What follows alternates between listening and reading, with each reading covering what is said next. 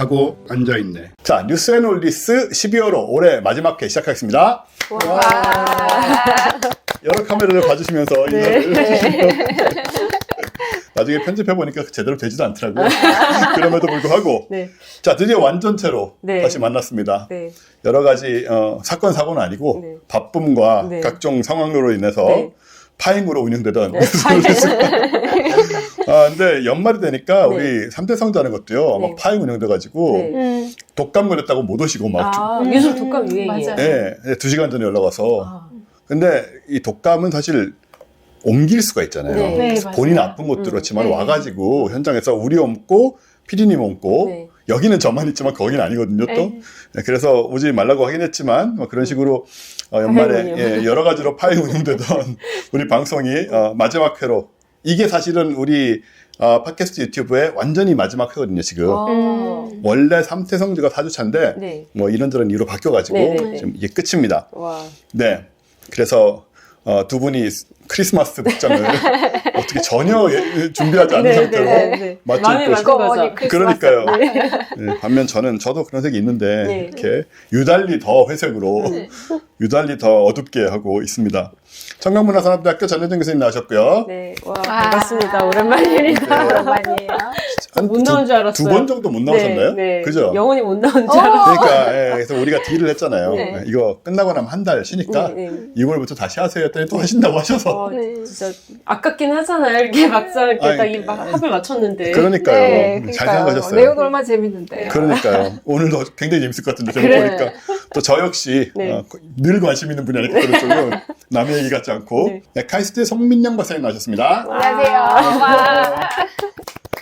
자, 이렇게 우리는 오늘도 뇌과학과 이상한 이야기 뇌과학과 이상한 이야기로 이어지는 뉴스앤올디스 오프닝이 있습니다. 오프닝 뭐냐면 우리 이번에 그 누리호 발사 성공 4차 발사 성공을 해서 맞아요. 화제가 됐었고 그 얘기는 저희가 3태 성지에서 다뤘어요.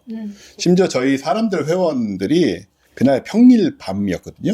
평일 새벽 1시에 발사를 했는데 이 미친 인간들이 이렇게 얘기 됩니다. 그분들 제가 이런 거 아세요?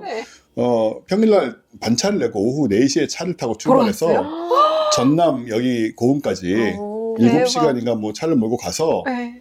그걸 밤에 추운데 덜덜 떨고 발사를 보고 네. 그날로 돌아와서 다음날 출근을 하는 이런 어마어마한 물론 7명이었습니다만은 네, 7명이 네. 어디예요? 네. 어마어마한 열정을 대단하다. 네. 저는 못하거든요. 그런 거 하기 싫고 힘들고 그러니까요. 아니 뭐 서울에서 간 게 그 정도면 동네 사람들도 많이 왔을 엄청 것 많이 같은데요. 먹었어요. 동네 사람들은. 네, 그래서 구경하고 또 영상 사진을 저한테 동영상을 찍어서 보내주셨는데 그거를 제가 웃긴 게 제 개인 페이스북에 올리고 우리 과학과 사람들 유튜브에 올렸거든요. 네.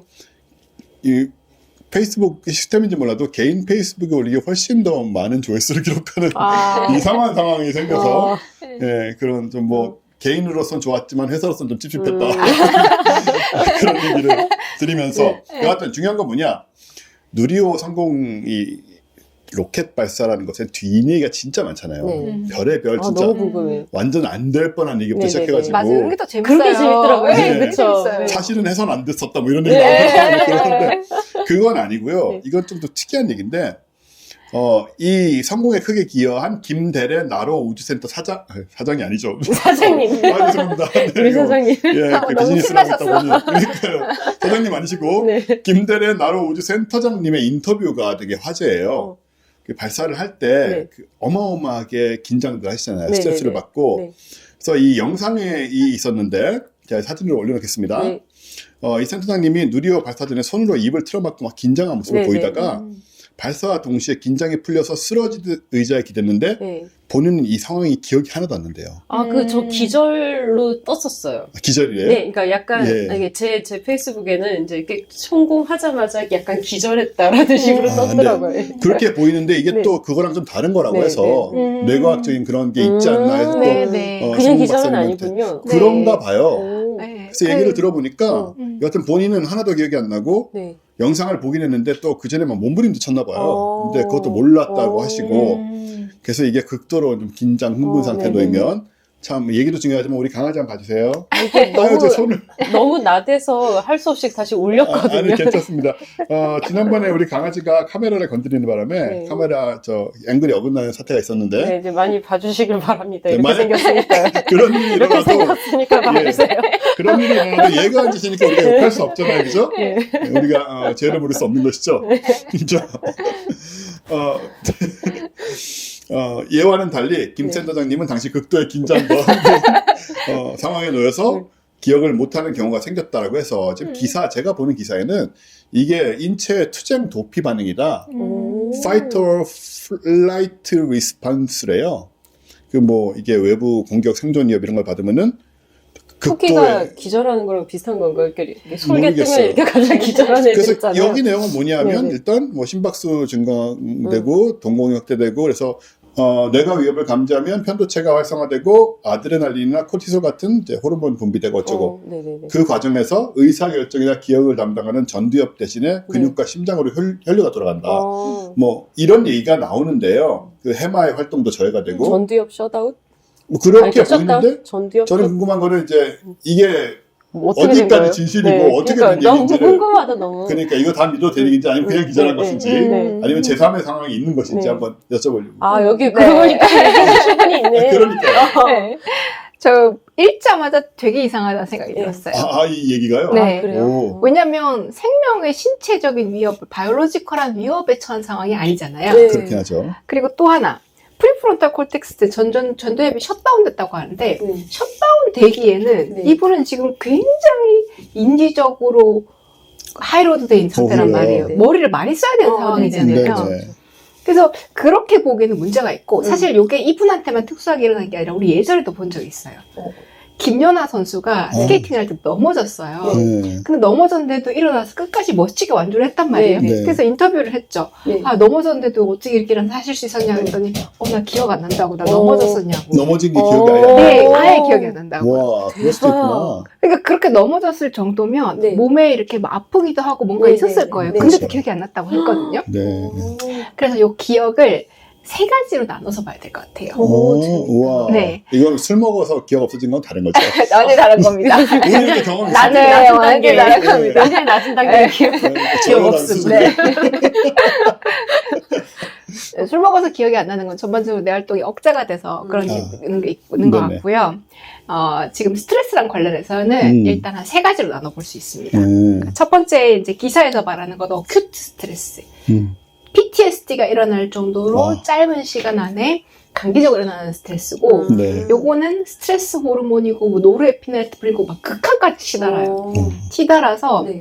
아미그달라 편도체를 중심으로 활동이 많이 일어나게 되고 다른 뇌는 그 호르몬들이 풀로 막 작동하는 상황에서 다른 내부 전두엽이나 네네네. 해마는 잘 작동을 못해요. 네. 그러다 보니까 원래 해마의 기억이라면 네. 내가 어디 가서 무슨 일을 겪었어 네. 같은 사건의 이야기가 되는 스토리를 해야 되는데 네. 그거는 깨져버리고 스토리가 구성이 안 되는 거고. 좀 우와. 깨끗하게 이렇게 네. 뭐가 안 되고 그거보다는 감각적인 기억이 더 주도하게 돼요. 그래서 PTSD 환자들의 얘기를 들어보면 옆에서 들렸던 소리, 뭐 감각, 시각적인 거의 완전 생생하게 재생이 되거든요. 이건 네. 해마 기반의 기억하고 좀 달라요. 오, 그렇구나. 네. 그래서 편도체가 주고되는 상황이라서 기억이 안 나는 좀 달라지는 그런 상황인 거고 그 다음에 또 하나는 크로닉 스트레스, 만성 스트레스예요. 만성은 완전히 샥 피크인 게 아니라 전반적으로 이제 코르티솔 농도, 스트레스 호르몬 같은 농도들이 높게 일어나면서 되는데 네. 이게 그러니까 불안증 환자들, 우울증 환자들, 뭐 이런 혹은 삶에서 힘든 일을 오래 겪은 사람들이 공통적으로 나타나는 증상 중에 하나가 해마 부피가 줄어드는 거예요. 해마 부피가 줄어드는 게 그러니까 이런 우울증이나 불안증에서 뇌가 공통적인 특성을 보이는 게 굉장히 잘 없는데 네. 거의 유일하게 해마 축소만은 거의 공통적으로 관찰이 돼요. 와. 그래서 해마에서 이 사건이랑 아침에는 김치찌개를 먹었고 점심에는 김밥을 먹었어 같은 게 이렇게 비슷하지만 내용이 이렇게 구별되는 사건을 네네. 구별하려면은 해마에서 새로운 신경세포도 생기고 뭔가 계산도 잘 일어나야 되는데 네. 이게 뭐 축소되고 이러니까 잘 안 될 거 아니에요. 네. 잘 안 되다 보니까 이제 기억이 지나치게 일반화되고 난 뭘 해도 안 돼. 뭐 이렇게 좀 그러니까 일반화되고 이렇게 되는 문제가 생기는 게 이제 크로닉 스트레스 상황에서 기억이 잘 안 되는 거. 요거는 리콜도 잘 안 되고요. 네. 기억의 회상도 잘 안 되고요. 그다음 세 번째는 뭐냐면 그 지금 방금 말씀하신 요 누리호 경우, 네. 아니면 김연아 선수 경우, 네. 아니면 수술 같은 거에 뭐 되게 집중하는, 네네네. 이럴 때 일어나는 건데, 요거는 뭐냐면, 그 뇌가 항상 동시에 같은 정도로 뇌의 모든 영역이 동시에 막 똑같이 활성화되는 게 아니거든요. 우리가 쉴 때는 가만히 멍 때리고 있을 땐 디폴트 모드 네트워크라고 하는 자기와 관련된 거, 나한테 일어났던 사건과 관련된 영역들이 활성화되는 경향이 있어요. 요게는 그 해마가 포함이 됩니다. 그러니까 오토그래픽, 자기 경험과 관련된 기억들 이런 게 잘 떠오르고 기억도 잘 된단 말이에요. 근데 어떤 내가 일을 할 때는 그거 그렇게까지 중요하지 않잖아요. 내가 일을 잘하면 되니까. 그래서 그거랑은 다른 영역들이 활성화돼요. 요거를 익스큐티브 컨트롤 네트워크라고 하는데, 뭐 요게 요쪽 뭐 그 작업 기억 같은 게 포함되는 영역들, 이런 영역들이 포함이 되고, 그 익스큐티브 컨트롤 네트워크에는 해마는 포함이 안 돼요. 와. 그러니까 내가 막 뭔가 나에 대한 게 기억이 안 나는 거예요, 그러면?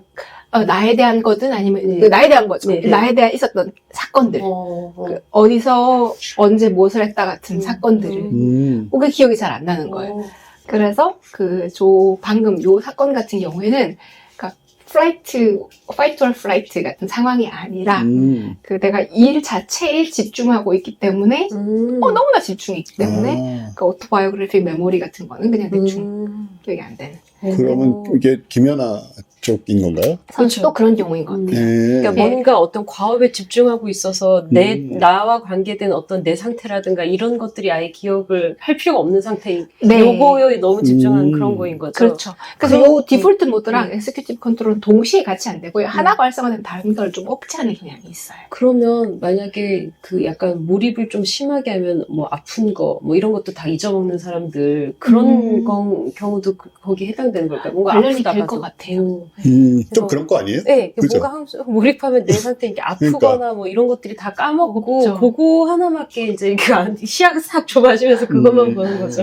그죠, 그죠. 네. 저는 저도 그 운동할 때 필라테스를 네네. 하거든요. 목이랑 운동. 어깨가 아파가지고. 근데 저는 이제 이거 살려고 하는 거예요. 네네. 예쁘고 뭐 이런 게 아니라. 완전 압니다. 네. 저도 그렇습니다. 진짜 요 세션 안에 내 근육을 다 풀어놔야 난 다음 며칠 동안 살 수 있는 거예요. 그래서 이제 몸이나 감각에 되게 집중하거든요. 네. 저희가 몇 년을 했는데도 루틴하게 자주 하는 동작들 있잖아요. 네네. 그 동작들 저 시퀀스 아직도 기억을 못해요. 와. 네.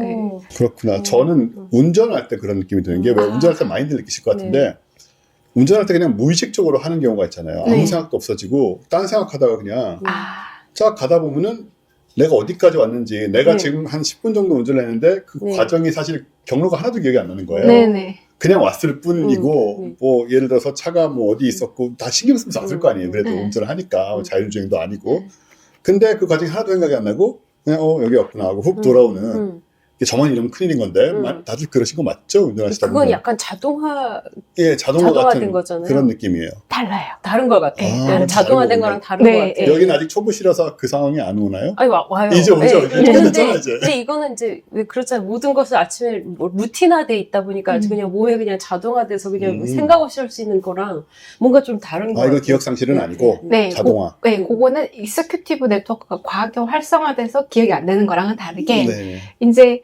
그 익스큐티브 막 써가면은 하는 것보다는 그냥 이렇게 감각만 보고 생각 없이 할 수 있으면 에너지를 더 줄일 수 있단 말이에요.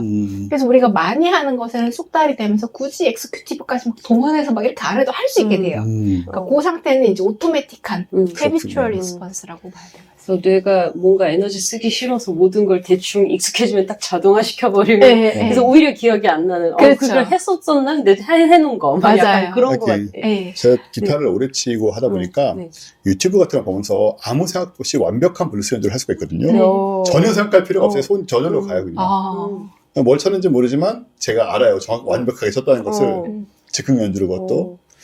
그런 괜히 한마디 해보려고 했는데 내가 이 정도도 알아. 이 정도는 그냥 오토매틱하게 칠 수 뭐 있다. 당신들은 이게 하나가 힘들겠지만 나는 자동이야. 근데 음악하다 보면 이것도 자괴감이 와요. 또 이렇게까지 이 표현이 맞나 이렇게 하는 게 음악이 이렇게 기계적으로 하는 게 그런 생각도 들지만 뭐 어쨌든 한번 얘기해봤고요.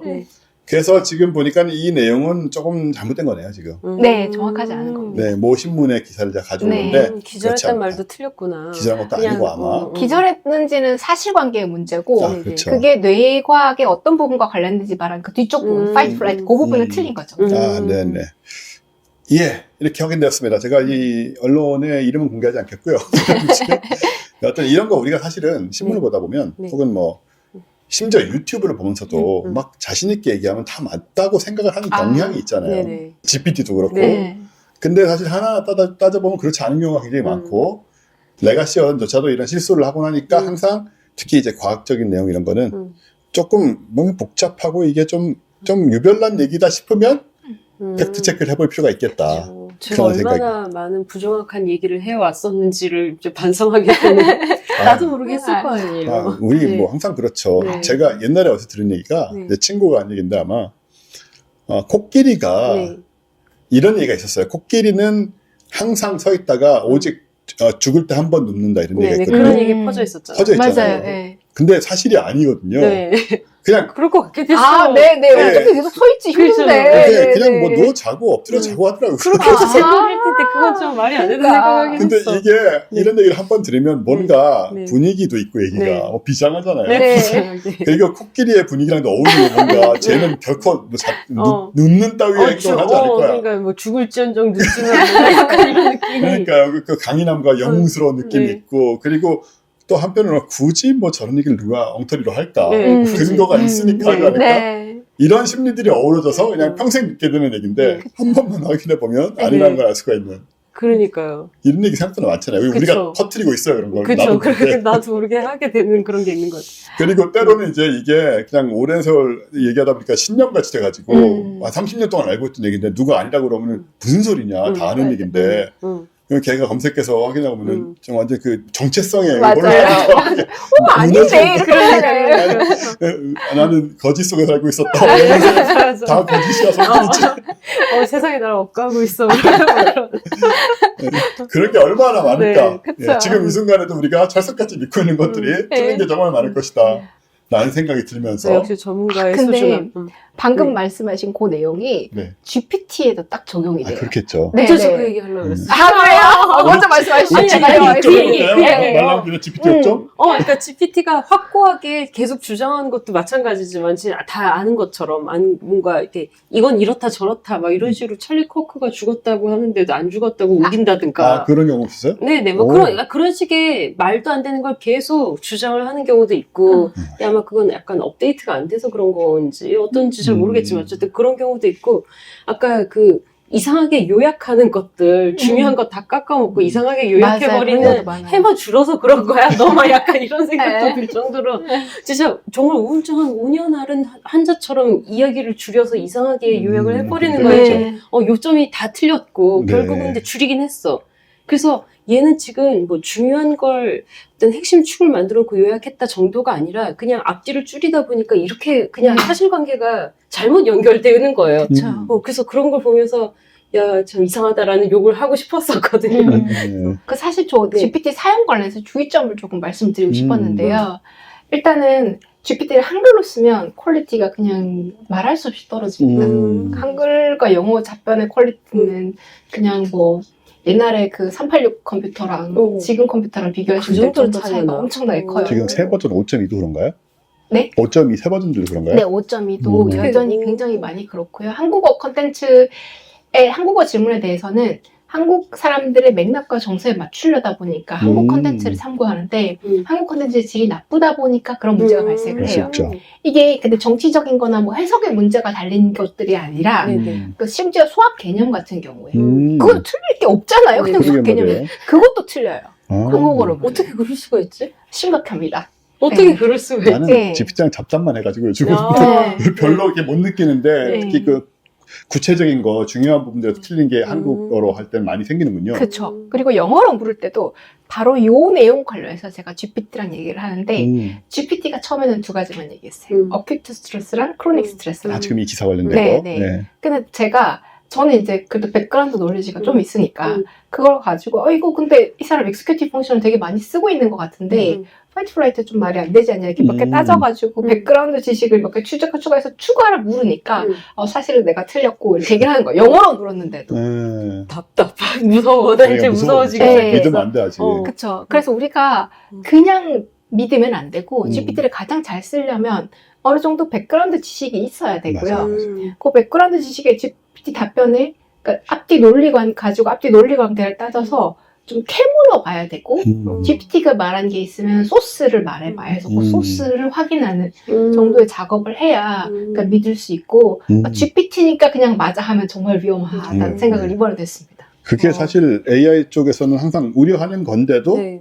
많이들 또 심지어 뭐 교수님들이나 네네. 뭐 AI 쪽 연구자 아닌 경우에는 그냥 너무 이미 맹목적으로 믿는 분들이 보이고 네. 저도 때로는 단순한 얘기는 그냥 맞겠지 하고 생각하고 넘어가는 맞아요. 경향이 맞아요. 있거든요. 네. 근데 항상 여전히 조심해야 되고 네. 사실은 그 LLM 자체가 이런 그 할루시네이션이나 오류 가능성 자체를 본질로 갖고 있어서 네. 아무리 발전이 돼도 완전히 해결되지 않을 거다라는 얘기가 있더라고요. 그렇죠. 그런 거 항상 조심해야 되고 네. 특히 영어가 되는 분들은 영어가 안 되는 분들에게까지 뭐라고 말할 수 없지만 영어로 하는 게 좋겠다. 근데 링크 달라고 해서 찾아보는 것 정도는 하는 것 같아요. 항상. 네, 진짜. 그래서 어디 링크인데 이렇게 물어봐. 그 정도는 해야 되지 않나. 제가 펄플렉서티를 많이 쓰는데 요즘은 퍼플렉서티. 일은 펄플렉서티한테 네네. 시키고 네. 이제 챗GPT랑 잡담을 하는 네. 관계가 돼 있는데 펄플렉서티가 확실히 그 검색 베이스다 보니까 덜 해요. 그런 거는 검색에 기초로 해서 말을 하는 게 기본이니까. 근데 얘는 또 뭐가 모자라냐면 챗GPT만큼의 지각력이 또 없어요. 그러니까 잘 정리해서 보여주긴 하는데 질문이 복잡하면 검색이 이상하게 나고 생각을 잘 못해. 네네. 이게 좀 모자라요. 머리가 좀 나쁜 거예요. 검색은 잘하는데 일은 열심히 하는데 네. 근데 그래서 이제 두 개를 보완하면서 쓰긴 하거든요. 그럼에도 불구하고 어쨌든 간에 챗GPT 예전에 비해서는 많이 발전한 것 같지만 네. 여전히 우리가 쓸 때는 특히 중요한 거 찾았을 때는 이제 크로스 체크를 해야 되고 네. 뭐 검색도 해야 되고 네. 백그라운드 지식 같은 게 저 같은 경우에 저는 얼마 전에 천문학 뭐 질문했다가 얘는 이제 또 그 한번 그 할루시네이션 하기 시작하면 맞아요. 또 엄청 합리화하죠, 막. 디테일하게 네. 복잡하게 너무 그럴듯하게 얘기를 네. 하잖아요. 거짓말을 너무 네. 정말 눈은 없지만 그러니까요. 허언증 환자처럼. 네. 뻔뻔하게. 너무 네, 뻔뻔하게. 맞아요. 엄청 뻔뻔해요. 뻔뻔하게. 그러니까요. 화가 나 나중에. 네. 그러니까 말도 안 되는 얘기를 하는데 제가 이제 어느 정도 천문학 백그라운드 지식이 있으니까 저건 앞뒤가 안 맞는다는 생각이 들어서 뭐라 그러면 또 바로 깨갱하긴 하잖아요. 네. 사과를 네, 하고. 맞아요. 근데 그렇다고 또 정답을 내놓느냐. 네, 그것도 아니고. 아니에요. 또 잘못된 답을 내놓으면 그거 아니라고. 라고 얘기를 하면 맞아. 네가 맞아. 내가 틀렸구나. 또 이러면서 미안해. 되게 미안해하기도 하고 어떨 때는 보면 여하튼 간에 중요한 거는 우리 입장에서는 답이 틀린다. 라는 걸 항상 기억하자. 예, 그럼에도 불구하고 여전히 미국에서도 지금 뭐 재판정에서 판례도 잘못 내가지고 GPT에 완전 지어낸 판례. 또 의학 쪽에서도 문제가 많이 생겼었어요. 아이고. 그 진단이라는 쪽에 네. 또 네. 처방 쪽에 네. 잘못된 거 내놔가지고 역시 아직은 제가 쉬운 팁 하나 드리면요. 네. 안 해. 제미나이는 이제 구글 쪽이기 때문에 네. 서치에 기반해서 네. 그러니까 근거에 기반해서 판단을 내리는 게 조금 더 믿을 만한, 특히 테크니컬한 거에서 조금 더 믿을 만한 느낌을 받고요. 네. 그다음 정말 중요한 경우에는 내가 크로스체크하기 힘들다. 네. 그러시면 어떻게 하면 되냐면 제미나이, 클로드, GPT한테 셋 다 물어보세요.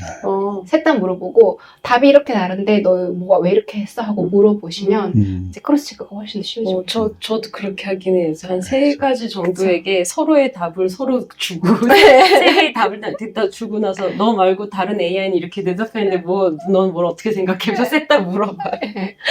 가끔씩 그러다 네. 보면은 그냥 구글로 인간이 만든 자료를 찾는 게 빠르지 않을까라는 생각이 들 때도 있고. 맞아요. 예. 자, 요 얘기는 요 정도 하고요. 여하튼, 교훈은 그것입니다. 누리호 우리 센터장님, 그 스트레스로 기억 잃으신 건 아닌 것 같다. 일을 너무 열심히 하셔서 그렇다. 너무 몰입되어 그 정도는, 있습니다. 이 정도 스트레스는 극복하시는 분이 아니겠느냐. 기절하셨는지 아닌지 모르겠는데, 그리고, 우리, 이런 기사들 네. 조심해야 되고, 그리고 AI 조심해야 된다는 네. 것까지 오프닝으로 퉁치고, 원래 오프닝보다 훨씬 풍성한 이야기가 되었습니다. 제가 준비한 것보다. 저는 막 약간 그런 생각도 했어요. 약간 작두를 타거나 그러니까 트랜스 상태가 돼가지고 예. 그러니까 진짜로 어떤 트랜스 상태 말고 약간 뭔가에 하는 몰입하면 막 작두 타거나 막 뜨거운 자갈밭을 걷거나 하는 그런 식의 어떤 이게 의례나 제례를 하는 무당들 있잖아요. 네. 약간 그런 거 아니야? 라는 생각까지 하고 음. 있었어요. 이 비슷하게. 네. 이분 그래서, 비슷하게. 네, 완전 무가나 제례와 의례에 너무너무, 그리고 이 몰입하기 위한 너무 좋은 어떤 동작을 가지고 있고, 그래서 그렇게 하다 보면 조금 아픈 것도 까먹고 막 그렇게 되는 거 아니야? 그럴지도요. 권투 선수들 싸우는 동안에는 맞으면서 안 아프다고 들었거든요. 아. 네, 맞는 순간에 안 아프다고. 나중에보다는 훨씬 덜 아프대요. 확실히. 네네네. 그래서 맞는 순간 잘 모르고 있다가 마지막에 그러고 보니까 맞은 게 그 나중에 더 아픈 거죠. 약간 그래서 그런 거 아니야라는 생각도. 그럴 수도 있겠네요. 그래서 그 격투기 선수들도 프로 선수들은 네. 실제로 아파서 지는 경우는 없고 그거는 누적된, 굉장히 아마추어들이고 누적된 이제 그 데미지가. 데미지 때문에 쓰러지거나 못 일어나는 거, 못 움직이는 거지 맞은 게 아파서 지는 경우는 정말 없대요. 프로들은 안 느낀다고 그러더라고요. 맞아서 우리 같이 이제 깨갱한 건 이제 맞아서 아마추어들. 아예 아파, 아예 아파, 아예 아파. 이거는 이제 아마추어들 일반인들이 좋아야 사람이고 되겠다 지금. 우리는 그냥 아파서 도망가는 거잖아요. 네. 그게 아니라고 그러더라고요. 얼마나 집중했으면. 예, 근데 뭐 그런 것을 알고 싶진 않고 굳이 그 경지를 네. 많이 맞아야 되니까 그걸 경험하려면. 자, 우리 지금 짐승들이 너무 많아서 죄송해요. 짐승들이 이렇게 자유자재로 논의는 걔가 자꾸 안아달라고 이렇게 때를 써서. 아, 근데 안아주셔도 되고. 안아주면 또 내려가게 또 그러니까요. 때를 쓰고. 사람 3명에 예, 동물 2마리가 이렇게 네. 거의 비슷한 비율로 존재하는 마치 세렝게티. 자, 여기 이렇게 또 천연덕스럽게 앉아 계시고 네, 계속 이어가겠습니다. 네. 지금 우리가 약간 생각보다 늦게 모여서 네네. 기차 시간이 네네. 송 박사님 기차 시간이 어떻게 될지 몰라서 네네. 일단은 전 교수님이 준비하신 또 네네. 그동안 안 하셨으니까 네네. 재밌는 얘기를 먼저 하고 네. 그런 다음에 시간이 남으면 네. 송 박사님 것을 하고 네. 그런 방향으로 가도록 하겠고요. 일단 우리는 여기는 전 교수님도 그런 적 있지만 방송을 한 번 안 하면 다음 달로 넘길 수 있기 때문에 혹시 네네. 준비한 분도 있습니다. 근데 저는 이게 되게 네. 그 제목을 보는 순간 네. 아 이것은 또한 나의 네, 재밌음이 아닌가. 오늘 가져온 내용은 예언 실패의 역사입니다. 와. 뭐 모든 예언이 실패하긴 했을 것 같은데 예언 야, 실패. 이건 아주 뭐 네. 대단히 재밌는 얘기고요. 근데 너무 많아서 나중에 결국 이제 종말론으로 이제 모이는 경향이 없지 않아 있지만 네네. 일단 조금 보도록 하겠습니다. 네네. 근데 지금 생각하면서도 아 이거 안 넣었다 저거 안 넣었다 하는 게 막 떠오르거든요. 아, 예. 하지만 일단 이걸로 이제 네. 가보도록 하겠습니다. 그래서 아, 사실, 저것도 시작하는군요. 예, 예언은 원래 옛날부터 있었잖아요. 근데 고대는 예언이라는 게 거의 그냥 뭐 민간 신앙 이런 게 아니라 거의 국가 단위의 어떤 공식 행사이다 보니까 그래서 그리스나 로마 같은 경우 예언을 그냥 정치적으로 아예 하고 갔거든요. 그냥 당연히 그냥 신을 믿는 게 너무 당연해가지고. 기본으로. 네네. 근데 델포이 신탁 같은 경우에 보면은 굉장히 언제나 맞을 수밖에 없는 구조에. 저건 나도 좀 네. 알아야겠는데. 네. 저 먹고 그러니까 살게. 가장 이제 권위 있어. 권위 있는 예언 기관인데 항상 애매한 문장으로 전달이 되잖아요. 그래서 예를 들어서 네가 강을 건너면 위대한 제국이 멸망할 것이다. 약간 이런 식으로 전달이 되는데 그래서 리디아의 왕 크로이소스가 아 이건 페르시아 제국이 멸망한다는 거구나 하면서 적이? 네네. 근데 이제 실제로 쳐들었는데 자기 왕국이 멸망. 아, 저 네네 그런 식인 거죠. 위대한 제국이 어디라고 말 안 해줬으니까. 네네. 야, 그래서 저거네. 어떤 식으로 맞을 수밖에 없는 구조인 거예요. 저런 네. 식의 애매한 문장들이. 그래서 신탁은 틀리지 않는다. 다만 해석을 잘못한 인간이 나빠. 약간 이런 식의 구조를 항상 가져가면서. 저게 먹고 사는 방법이죠. 네, 언제나 승리할 수밖에 없다. 이야. 그래서 전혀 타격을 주지 않은 거죠. 그 예언의 권위에. 오. 그래서 이 델포의 신탁이 또 좀 특별한 의식이 있었는데, 거기 이제 여사제가 있잖아요. 아, 그렇죠. 피티아라고 불리는 여사제가 저렇게 생긴 저런 어떤 트리포드라는 그런 어떤 삼각형의 의자 위에 앉아서 증기 같은 것을 마시고, 특별한 향, 증기, 뭐 태운, 뭐 뭔가 연기 이런 걸 마신대요. 네. 이런 걸 마시고서는 신의 계시를 받으면서 이제 막 얘기를 떠들기 시작하는 거죠. 근데 아무 말이나 막 하기 때문에 신관이 정리를 합니다. 거기 남자 신관과 아. 여자 무녀가 같이 있는 이유가, 여자 사제랑 신관이 같이 있는 이유가, 남자 신관은 듣고 나서 그것을 말되는 것으로 옮기는 거죠. 지금 향이랑 증기에 막 취해 계시니까. 그렇죠. 아무래도 그리고 아무 말이나 하는 건데. 네, 뭐 약간 이제 먹지 말아야 할 버섯이나 약간 그런 걸 네. 들고 네. 그런 네. 식인 뭐 이런 거겠지. 거, 뭐 이런 거. 뭐 나뭇잎을 씹는다든가 약간 네. 그러지 않았을까 네. 싶거든요. 그렇게 해서 아무 말이나 환각을 보고 하면, 근데 그걸 이제 신의 예언이라고 생각하고, 근데 신이 한국말은 아니죠. 저 그리스말을 제대로 이제 전달하진 않으니까, 이제 신의 그 방식대로 이제 내려주시면, 그거를 이제 자기네의 어떤 인간의 말로 잘 이제 정돈하고 번역해서 약간, 시적으로 정돈을 해서 주는 거예요. 그러면 그것을 해석하는 사람이 이제 이것을 잘 해석했느냐 아니냐, 이게 문제가 되는 거죠. 그래서 네.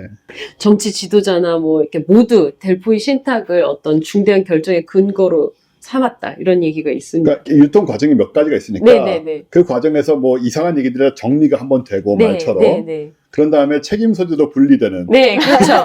신은 잘못되지 않았다. 그 중간에 그것을 어디선가 잘못된 거죠. 네, 저 신관, 그 다음에 그 신관도 약간 이렇게 좀 대충 이렇게 정리해서 주면은 인간이 그것을 또 해석을 잘못한, 그걸 너한테 유리하게 해석한 너의 잘못, 약간 이런 식으로, 이런 식으로 가는 거죠. 아, 근데 네. 저게 틀리지 않게 적절하게 말로 바꾸는 이 테크닉이 보통이 아닌데요. 그렇죠. 신관이, 네. 그래서 저는 저 시대에 어떤 그 굉장한 말빨의 소유자가 아닐까. 맞아. 그쵸. 궤변도 네, 적절하게 궤변 하고. 적절히 잘 사용하고, 문제가 뭔가 생겼을 경우에 그또 네. 가소나기의 빠져나갈 수 논리 있게. 네. 네. 그럴싸하게 또 말하면서. 그러니까 네. 분위기 있게 말해야 네. 되고 그래서 신관은 정말로 어떤 뭐랄까 엘리트였다. 네. 이런 생각을 했어요. 그래서 고대 로마에는 이제 조류점이라는 게 있었는데 일단 먼저 여러 가지를 봐요. 뭐 천둥이 쉬는지 이런 식으로 이제 어떤 하늘의 상황도 먼저 본 다음에 그 다음에 그 새의 상황을 또 보는 거죠. 새. 아, 새, 네, 왜 네, 새일까? 네, 그러니까 참 신기하죠. 네. 네. 그래서 뭔가 새의 울음, 뭐 비행의 방향, 막 이런 것도 보고 뭐 새가 저렇게 뭐 날아간다라든가 뭐 몇 마리가 동시에 날아간다라든가 날갯짓이 어떻다 이거를 다 해석을 하는 거예요. 심지어 닭이 먹이를 먹는 방식까지도 아, 해석을, 닭을 이렇게 키우고 있다가 닭 키우는 사람도 관리가 있겠죠. 관리가 그렇죠. 닭을 관리하는 관리가 있다가 네. 그래서 닭 이제 뭔가 예언을 할 때가 되면은 그 사람이 이제 닭을 꺼내요. 그래서 먹이를 던졌는데 닭이 먹는다, 안 먹는다, 피하고 도망간다, 이 모든 것에 대해서 해석을 할 수 있는 어떤 판도 규칙이 있는 거예요. 근데 그래서 저거 조작하기 너무 쉬울 것 같은데 전날 내가 굶겼나 안 굶겼나. 그쵸. 그 근처에서 새 숨겨놨다가 이렇게 확 풀어보낸다거나. 네, 그쵸. 조작하기 너무 쉬울 것 같죠. 근데 이게 민간 풍습이 아니라는 거죠. 국가가 공인한 공적 오. 의례인 거예요. 그래서 아. 로마인들은 다들 어째 유피테르의 어떤 승인 아래에 모든 것을 이루어져야 한다. 뭐 이런 식의 개념을 갖고 있어가지고 막 선거나 뭐 관직에 취임하거나 전쟁을 하거나 할 때마다 이제 하늘 보고 새 좀 보고 닭 좀 보고 이러면서 이제 신탁을 확인을 한 다음에 진행해야 된다고 모두 다 생각을 한 거예요. 네, 그냥 기본 프로시저. 네, 그냥 음. 기본 프로세스인 네. 거죠. 네. 그래서 보면은 실제로 닭점 조작 얘기하셨다. 있었습니다. 역시. 폴라리우스라는 사람이 역시. 있었습니다. 그 리비우스라고 하는 그 로마사에 이제 네. 나오는 얘기인데 전투 전에 닭이 모이를 먹으면 이제 가도 되고 안 먹으면은 이제 안 된다. 약간 이런 식으로 판독을 해야 되는데 자기 안 먹은 거예요. 이런. 네, 그래서 엄청 잘 먹어서 먹이를 막 서로 입에서 뭐 서로 막 열심히 쪼아 먹었다, 막 입에서 땅이 떨어졌다, 막 약간 이런 식으로 거짓말을 해가지고 그래서 지휘관이 그 말을 믿고 아 나는 천상의 가호 아래 싸운다 하면서 전쟁에 들어가는 장면이 있다고 합니다. 저 결과는 나오지 않았나요? 결과는 모르겠어요. 근데 저 장면이 있다고 합니다. 어쨌든 조작하는 상황이 중요한 거니까. 네네네. 근데 저 조작한 상황인지는 모르겠지만 어쨌든 닭점을 보는 방식을 저런 식으로 그려놓은 거죠. 이제 사제들이 모여 앉아서 정말 이렇게 닭장을 열고 닭들이 나오면 모이를 던져서 먹는지 안 먹는지. 아니, 한편으로는 네. 왜 우리가 닭의 밥 먹는 것 따위에 의존을 해야 되는지 중요한 일에 대해서 별이면 차라리 이해를 하겠어요. 네. 저는 닭이 뭐냐. 그래서 닭이 제가 뭐야, 진짜. 근데 이거 궁금하더라고요. 그래서 왜 닭인지를 모르겠어요. 아, 그러게요. 그래서 조류점도 좀 이상하고 네. 근데 저는 닭이 괜찮아요. 왠지 모르겠어요. 네. 닭이 왜 그런지. 뭐 예전 더 고대의 어떤 메소포타미아나 이런 데서는 그 동물의 내장을 보는 점도 있거든요. 간점, 내장점 이렇게 해서 간에 구멍이 몇 개. 아, 걔네가 뭐냐고 그러니까 도대체. 동물의 배를 갈라서 간에 네. 이제 구멍이 몇 개가 나 있는지, 어떤 위치로 나 있는지, 내장이 어떤 식으로 꼬여져 있는지, 뭐 이런 식으로 보면서 점을 보는 그런 게 이렇게 피비린내 나는 점 보는 방식도 있었는데, 근데 걔네들이 그 창자를 굉장히 무서워했던 것 같아요. 아, 그래서 메소포타미아 그의 어떤 그 길가메시에 나오는 쿤바바라는 거인 있잖아요. 네. 걔는 굉장히 무서운 거인으로 묘사가 되는데 얼굴이 창자 모양이라고 되어 있거든요. 네, 사실 우리도 창자 조금 무섭잖아요. 네. 네. 근데 그걸 특히 유난히 무서워해서 그걸 굳이 캐릭터로 만들었다는 사실이 네. 너무 신기하죠. 그 위대한 건축 만든 네. 로마가 네, 그쵸. 네. 이렇게 닭을 가지고 참 그러니까. 닭을 가지고 뭐 어떤 배경이 있기야 하겠지만 네. 어쨌든 이 모든 많은 사람들이 큰 비용과 위험을 감수하고 나가는 전쟁이 네. 저런 닭 따위에게 치킨 따위. 그러니까요. 공룡이긴 하잖아. 근데요. 네, 공룡이죠. 공룡이긴 하니까. 어쨌든 이 드레파나 해전과 닭을 바다에 던진 집정관 이야기도 있는데. 닭을 바다에 던졌다. 네, 저런 닭 따위가 이렇게 생각을 했던 것 같아요. 그래서 포에니 전쟁 역시. 때 드레파나 역시 해전에서 로마인들. 네. 로마 지휘관이 닭이 먹지 않으니까 먹기 싫으면 마시게 해라. 이렇게 물이든 뭐이든 먹어야 되는데 안 먹으면 마시게 하라 하면서 닭째 바다에 던진 거죠. 약간 뭐 좀 네, 난폭. 난폭한 느낌은 네. 있는데 근데 대패했어요 또. 결국은 아. 그것으로 운명을 바꾸지 못하고 네, 아이고. 대패했어요. 예언을 믿어야죠. 네. 급 전환. 자기가 먹어다 의미가 있는 건데 예언을 믿어야지. 억지로 하니까 지는 거잖아요, 저거. 그래서 이걸 대박. 좀 팩트 체크를 해보려고 이렇게 여기저기 알아봤는데 그 당대에 가까운 사가가 그 플리비우스라고 있잖아요. 네네. 근데 거기는 이 사건이 기록되어 있지 않대요. 그래서 이거는 이제 후대 전승일 가능성이 있다. 나중에 지어낸 얘기다. 근데 로마인들이 좋아할 만한 얘기인 네. 거죠. 아무리 네. 너가 잘났어도 신의 뜻을 네가 감히 인간은 이길 수 없다라는 식으로 인간의 오만은 언제나 벌을 받는다라고 하는 어떤 고대 그리스 로마 사람들의 어떤 기본적인 세계관에 그렇군요. 부합하는 그런 얘기가 아닌가 저 싶습니다. 후대 전승이란 말이 제가 방금 썼지만 네. 사실 고급스러운 의미에서의 나중에 지어낸 얘기잖아요. 그렇죠. 나중에 지어낸 얘기. 나중에 누군가가. 네. 이 사람 재밌습니다. 오. 시몬 바르 코크바라고 하는데 이게 이제 시몬이라는 것은 시므온 예. 그리고 바르는 의 아들이란 뜻이고 아. 코크바가 별이란 뜻이거든요. 오. 히브리어. 그래서 별의 아들이란 뜻인데 이게 네. 후대에 지어진 후대까지는 아니고 이렇게 받은 이름인 것 같아요. 그 당시 예언가에게. 본인이 네, 원래 본인의 이름은 원래 아니고? 이름은 아닌 것 같아요. 네. 그래서 2세기 유대인의 영웅이라고 합니다. 오. 시몬 바르 코크바. 그래서 약간 유대인 반란을 이끈 인물인 거죠. 로마에 대항해서. 네. 그 당시면 로마의 어떤 그 속국일 때였잖아요. 그렇죠. 네네. 그래서 당대 유명한 랍비 아키바한테 오랫동안 우리가 기다려온 메시아로서 추앙이 됐었어요. 보니까 예수 네. 돌아가신 지 한 100년쯤 후에 나타났는데. 네네네. 네. 그러니까 이제 우리 이제 그때 다시 오신다 하셨잖아요. 근데 이제 그러니까요. 100년 됐으니 오셨나 보다. 심지어 그 돌아가신 걸 생각해보면 33년쯤이라고 생각하면은 그렇죠, 대충. 132년쯤에 이분이 나중에 딱 100년에 오신 그러니까요. 약간 그런 개념인 그런 거예요. 느낌으로 당시에 받아들여졌겠네요. 네, 네, 그랬을 것 같아요. 그래서 요 에루살렘을 정복하고 다시 다시 했네, 나름 정복하고 아니야, 했어요. 네. 그래서 나시 이스라엘의 왕자라는 뜻의 나시가 되어서 3년이나 통치를 했다고 합니다. 뭐 하긴 했네. 네, 진짜로. 그러게요. 뭔가 뭐 하긴 말만 했어요. 있는 건 아니네요. 그래서 한 이 3년 통치 동안 얘네들 얼마나 기뻤을까. 우리 드디어 그러니까요. 이것을 이제 그러니까. 메시아가 오셔서 성전을 탈환했다라고 생각해서 다들 이제 기뻐했는데 결국 오래 버티지 못했죠. 결국 이제 베타르에서 패하고 죽었고요. 3년 후에 네네. 남은 반군들은 정말 큰 고난이 닥쳤어요. 이것 때문에. 원래 그런 거죠. 네. 반란을 저지르고 난 후에 네, 막 남은 반군들은 다 살해당하고 뭐 노예가 되고 막 디아스포라가 훨씬 더 가속화되고 그리고 예루살렘을 아예 폐허화시켜갖고 유대인 출입 금지가 되고 아이고.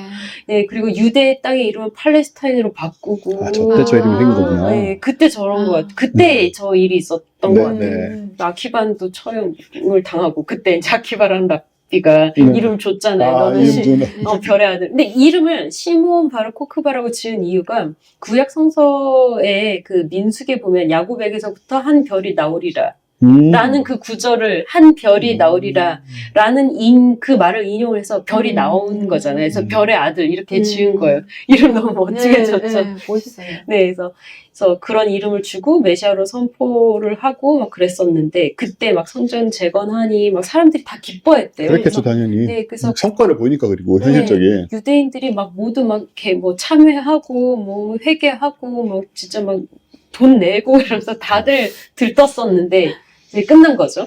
그 후로 거짓 메시아를 경계하는 그런 이미지가 생겼다고 합니다. 그래서 메시아가 오면 메시아다 이런 식이었는데 이제 거짓 메시아에 대해서 우리가 함부로 이거 메시아인가 이런 식으로 빨리 결정하지 말자라는 식으로 경계를 하고 그리고 대신 이제 물리적인 구원이 아니라 이제 영적인 구원과 율법 준수로 집중하는 그런 식의 어떤 방향성이 생겼다고 해요. 저는 사실 네. 근데 제가 저쪽 얘기를 꽤 아는 편인데 이 사람이 네. 되게 낯설어요. 아, 저도 처음 알았어요. 네, 그러니까요. 네.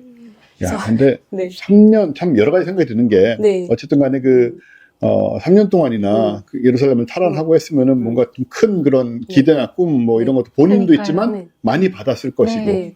근데 생각해 보면 이 상황이 마호메트 무함마드죠. 네, 네, 네, 예, 네. 무함마드가 이슬람을 일으켜 세울 때랑 되게 비슷한데 무함마드도 이제 사실 그 군사력을 통해서 네, 네. 그 부족을 다 통합하고 이제 전쟁을 네. 벌였잖아요. 네. 근데 차이라면은 그 아라비아 반도의 거기는 전부 다 고기서 고기인 사람들이었다면 여기는 이제 로마 제국과 상대하는 네. 거잖아요. 대박이다. 그러니까 이길 수가 없는 게임이다 이거는. 근데 그걸 한 거죠. 한 거죠. 3년이나. 근데 결국은 패하고 너무 고통을 또 주변이 음, 받다 보니까 네. 이제 저걸 조심하게 됐다는 거잖아요. 그래서 이후로는 이제 메시아가 이제 거짓된 메시아의 사례로도 한참 사용이 됐었는데 네. 그 이후에는 또 유대인들에 의해서 약간 민족주의적으로 그럴 수 다시 있네요. 재평가되는 네. 그런 어떤 사례이기도 합니다. 그러게 실패한 민족주의 네, 그쵸. 혁명가. 네. 네, 그래도 뭔가 실패는 했지만 그래도 잘했잖아요. 그러니까 뭐 했잖아 네, 뭐라고 네. 말만 한 거는 네. 예수님은 말만 했다고 욕먹잖아요. 사실 그래요. 말만 하고 한 게 없다고 욕드시거든요. 네. 이 몬타누스 운동도 재밌습니다. 이것도 예언이었거든요. 프리지아라는 지역 아시죠? 아, 그렇죠. 네네. 예. 거기가 이제 서기 156년, 170년경 소아시아 프리지아 지역에서 활동한 몬타누스라는 어떤 초기 기독교 예언자인데요. 저 때에 비해서 먼 미래는 아니네요. 그죠? 네, 네, 좀 몇십 년 후? 네. 예. 그래서 여자 예언자 둘과 함께 다녔습니다. 어. 저 여자 예언자 이름 찾으려고 그 챗GPT를 활용했더니 별표가 따라왔어요. 아, 저기 따라왔네요. 저거 근데 맞는 확실한 건가 저거? 네네네. 저거 찾아보려고 이렇게 물어봤죠. 그래서 크로스 체크 하셨어요? 네, 알겠습니다. 알겠습니다. 그래서 이 훗날 교회사가 이 지역명을 따서 몬타누스파 또는 프리지아 2단이라고 부르게 됐다라는 것까지 알게 되었는데 예언을 한 건데 지금 종말이 곧 임박했다. 근데 예루살렘이 새로 강림을 할 것이다. 아. 예루살렘이라는 지역이 이제 그 원래 있었던 곳이 아니라 우리 그 프리지아 지역에 작은 마을 페푸자라고 있는데 페푸자에 다시 예루살렘이 건설될 것이다라고 예언을 한 거예요. 사람도 아니고 도시가 강림을 네, 해요? 강림을 했다. 예루살렘. 스케일이. 그래서 하나님의 나라가 이제 곧 임할 것이다. 그래서 이제 새 예루살렘, 페푸자 예루살렘 썰을 가지고 그래서 이제 결혼도 거부하고 금식도 해야 되고 대비하라고 그렇게 한 거예요. 그래서 사람들이 진짜 이 결혼을 안 한다는 것은 이제 모든 몸과 마음을 정결하게 이렇게 가꾸면서 이제 금식도 하면서 이렇게 기다렸던 거죠. 근데 그런 일이 없었죠, 당연히. 그렇겠죠. 우리가 지금 멀쩡히 살아있는 거 보면. 네, 그런 일이 없었죠. 게다가 마지막에, 여긴 적진 않았지만, 마지막에 이 여자 예언자 하나가 돌아가시면서, 이 이후로는 다른 예언이 없을 것이다, 라는 말까지 굳이 하면서 돌아가셨다고 해요. 그런 얘기 안 하시는 게 나을 것 같은데. 예. 나중에 보나마나 또 나올 텐데요. 그쵸. 나 말고 아무도 장사하지 그런 마. 이렇게 거잖아요. 한대요. 네. 아무도 장사하지 마. 그래서 훗날 교회사가 이거를 가지고 너네들 좀 이단 좀 믿지 마라. 제발 좀 계속 이렇게 얘기를 했는데도 얘네들 아직도 그때 얘네들 다 돌아가시고 나서도 계속 믿는 사람이 생겨서 그래서 몬타누스 운동이란 말까지 운동이라고. 네, 운동. 이게 와. 웨이브인 거죠. 네. 그래서 이거는 이제 거짓 예언과 극단주의의 경고 사례로 남은 거죠. 그래서 여기서 종말이 임박했다란 말을 막 계속 하는 바람에 그래서 우리가 종말론이라고 하면 우리는 익숙하지만 얘네들한테는 진짜? 약간 이런 느낌으로 받아들여진 거예요. 신선했겠네요, 처음에는. 네, 초기에 종말 얘기가 나올 땐 신선한 거죠. 그러게요. 네. 2000년의 역사를 가진 정말. 저 때 이후로 종말론. 지금까지 네. 오늘날까지 계속되고 있으니까. 네. 그래서 야. 또 천년 종말론도 또 있습니다. 저건 진짜 유명하죠. 네, 이제 기독교 한 이제 1000년쯤에 이런 사람들이 이제 진짜 종말 아닌가라는 그렇죠. 생각을 하기 시작한 네. 거죠.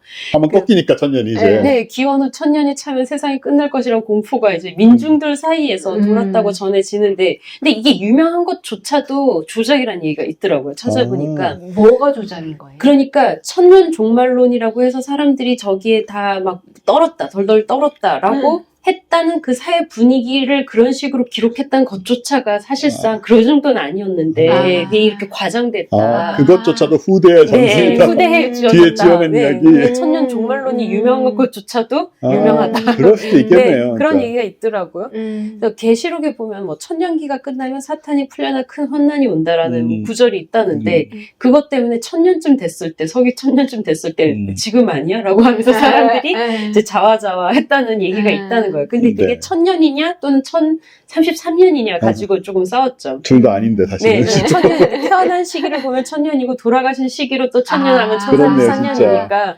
1000년이나 1033년이냐 이런 식으로 이제 정말 소동이 있었다고 한 거죠. 저분들한테 중요하네요. 33년 큰 차이니까. 네. 내가 언제 죽냐의 차이고. 한 세대로서는 정말 큰 차이인 그러니까요. 거죠. 그래서 그때 이제 지나면 이제 굉장히 대격변이 올 것이다. 막 음. 이런 식의 어떤 예상이 되는 그런 어떤 소동이었다고 하는데 네. 현대 역사학자들은 이거는 중세 천년 공포가 있었다는 것 자체가 과장되었다라는 얘기를 합니다. 그런 식으로 지적을 하더라고요. 실제로 당시에 연도세 자체가 지방마다 꽤 많이 달랐기 그러네요. 때문에 그러네. 그래서 그게 좀 자화자화했던 지역은 상당히 일부였고 네. 나머지는 어떤 의식조차 하지 않았을 가능성이 있지 않았겠느냐. 그러게요, 네. 진짜. 그리고 그렇게까지 성경을 잘 알고 있었을까? 그 당시 사람들이 글도 몰랐는데 막 그러게. 네, 되게 그런 중요한 포인트네요. 네네 그런 생각이 그래서 다 교회 가서 목사님이 하는 얘기 뭐 신부님이 하는 얘기를 일반적으로 듣잖아요. 그게 다 어느 구절에 뭐가 있는지 모르잖아요. 맞아요. 실제로 읽어보지도 못하는 실제로 사람들이 뭐 종교개혁 전까지 계속 그랬죠. 네, 뭐 책도 비쌌고 네, 성경을 소유한 사람이 없었어요. 다. 다 그 어려운 말로 쓰여져 라틴어고. 있고 뭐 영어로 쓰여져 있는 것도 아니잖아요. 그러니까 과연 알았을까? 그 구절을 알았을까? 이런 생각이 좀 들더라고요. 그래서 이게 현대적인 해석일 가능성이 있다. 진짜 네네. 말씀대로 그 네네. 종교개혁 자체가 네, 그 독일어 성경을 출간을 하는 과정과 연결돼 있거든요. 구텐베르크의 네, 저 인쇄술하고 네. 그 전에는 모든 그 가톨릭 교회밖에 없던 시절이니까 전부 라틴. 신부님이 말씀을 해주는 거지 네. 그 성경을 읽을 수 있는 사람은 없다시피 했고 거의 그쵸. 전부 라틴어고 네. 그 지금도 묘하게요. 가톨릭에서는 성경 읽으란 말 별로 안 해요. 음.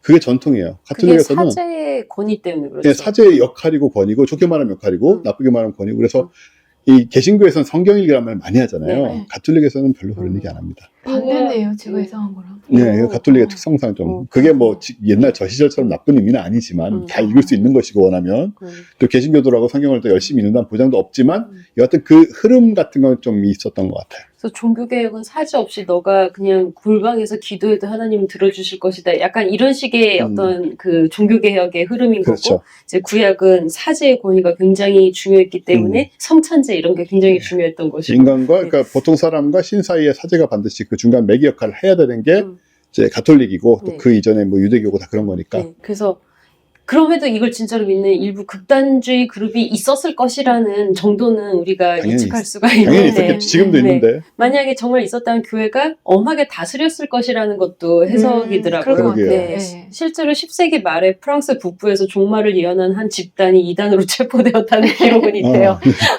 그러니까 약간 이런 일부 그룹들이 있었던 것이죠. 네. 그래서 1000년이 됐으니까 종말이다 이러고 있는데 너 체포.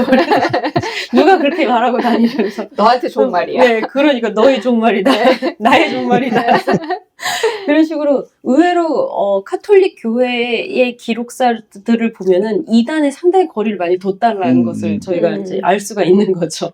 그래도 이 천년 왕국 사건이 어떤 마음속에 중세인들 마음속에 어떤 막연하게 종말 의식을 좀 심어준 사건이 아닌가라는 이제 생각을 좀 해볼 수가 있을 것이고 이후에 대기근이나 뭐 흑사병이나 이런 재난이 닥칠 때마다 혹시 지금? 지금인가? 이마가 뭐 약간 이런 느낌의 지금도 그러고 있잖아요. AI가 지금? 제 3차 대전이 지금? 얼마 전에 우리 갑자기 이름도 생각나 뭐였죠? 우리 감기? 코로나. 이름도 까먹었어요. 코로나 지금? 코로나도 그렇고 AI도 그렇고 그리고 뭐 일본 대지진 난다면서 7월달에 그것도 이제 멸망의 징조고. 그리고 뭐 이렇게 전쟁이 나면 지금인가? 막 그러니까요. 네. 핵전쟁 러시아 뭐 북한. 또 미국의 지금 대통령이 또 이렇게 뭐 헛소리 한번 하실 그 때마다 지금인가? 우리 거의 2000년 동안 지금인가 사람들이 좀 정말로 원하는 것 같기도 해요. 그런 거 이제는 보면 은근히 불안해지게 원해 이 사람들이 뭐 좀 터지는 걸 보고 싶어해. 근데 어쨌든 저 천년 종말론 때 정말 약간의 그룹의 어떤 자화자가 있었기 자화자 일본어 자꾸 써서 죄송한데 그 이렇게 수근수근 수근수근. 와사와. 그래서 어. 이제 종교적으로 광신으로 이제 매몰되거나 아니면 약간 면죄부를 저 때도 또 판매를 한다든가 이런 식의 부작용으로 이어졌을 것이다. 아. 저런 식의 어떤 당연히 종말을 마음속에 심어준 바람에 네. 저런 영향을 끼쳤다. 부작용이다. 이런 식의 의견이 있습니다. 역시 다시 말씀드리지만 현대학계에서는 언젠간 저런 건 거의 이제 신화적으로 재각색이 된 게 아닌가라는 얘기가 있고요. 그리고 언젠간 종말이 온다라는 세계관이 계속 움직이고 있었다라는 정도의 의미로 이해하면 된다라고. 그건 분명한 것 같습니다. 네, 그건 확실히 분명하잖아요. 이 요아킴 데 피오레라는 사람이 있는데요. 이 사람이 이렇게 말해버리는 바람에 저게 무슨 역사는 얘기야? 세 시대로 나뉜다고 주장을 한 거죠. 네. 성부의 시대, 성자의 시대 이제 지나갔어요. 네, 이제 그쵸. 성령의 시대가 이제 곧 도착할 것이다라고 그러니까 하면서 보니까 성부의 시대는 그 예수 전이고 네네네. 성자의 시대는 예수가 오신 다음이고 네. 이제 곧 성령의 시대가 네. 온다는 것인데 성령의 시대가 이제 곧 임하실 것이다라고 네. 생각을 한 건데 그게 1260년에 올 거라고 이제 본인이 믿은 거예요. 그래서 안에 무슨 근거는 있었겠죠. 네, 나름대로. 영적 시대 개막을 예언하신 분. 어떻게 근거는 잘 모르겠지만 저 실패 후 어떤 식으로 합리화를 했냐면 성령의 시대는 물질적 변화가 아니라 영적인 변화다.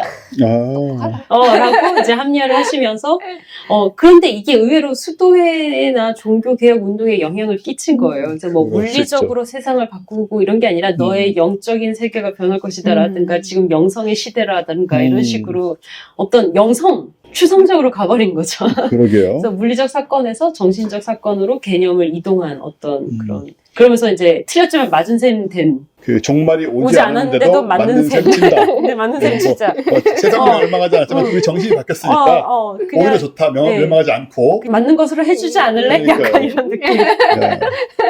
다 망해서 다 죽는 줄 알았더니 정신적 네. 성숙이었구나. 네, 그런 거죠. 이 사람은 교황이 이런 말을 이제 질러버리는 바람에 아이고. 정말 아이고. 유명해지신 분인데 인노첸시오 3세 이게 유명한 분이고 1284년에 세계가 종말할 것이라고 예언을 한 거예요. 죄송합니다. 네. 맨날 걔가 그래서 이 세계 종말을 예언을 한 것이에요. 네. 그래서 저분이 노골적으로 종말 연도를 계산을 하셨습니다. 유명한 사례가 됐어요.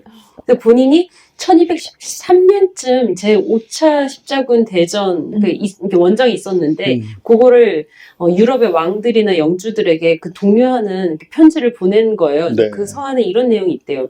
이슬람의 예언자 무함마드가 등장을 했는데 그 사람이 적 그리스도인 것 같다. 그러면 그 적 그리스도가 도래한 시대가 이제 한 666년 지속될 것이니까 계산을 666년을 더해가지고 계산을 하면은 1284년에 세상에 종말이 온다고 직접 연도를 산출을 하신 거죠. 이런 식으로 그 숫자 더하고 연도 더하고 하는 거는 절대로 맞지 않습니다. 네, 여러분. 그렇죠. 무함마드가 등장한 해가 이제 대략 이제 618년으로 봤기 때문에 거기다 플러스 666을 해가지고 그러니까요. 1284년이다 하고 본인은 이제 1216년에 돌아가셨고 아몰랑. 일제기막에 이렇게 선종하시면서 예언을 못 보셨고 근데 이것 때문에 그 후로 사람들이 긴장을 타고 있었던 거죠. 1284년에. 조항이 맞았어. 그랬겠네. 몇십 년이나 죽은 다음에 본인은 네. 70년 가까이 사람들 떠고 있었던 거 아니에요. 네. 근데 그리고 본인이 교황이니까 교황은 그러니까요. 틀릴 리가 없잖아요. 보통 저 시대 사람들 그렇게 생각을 생각으로는. 했죠.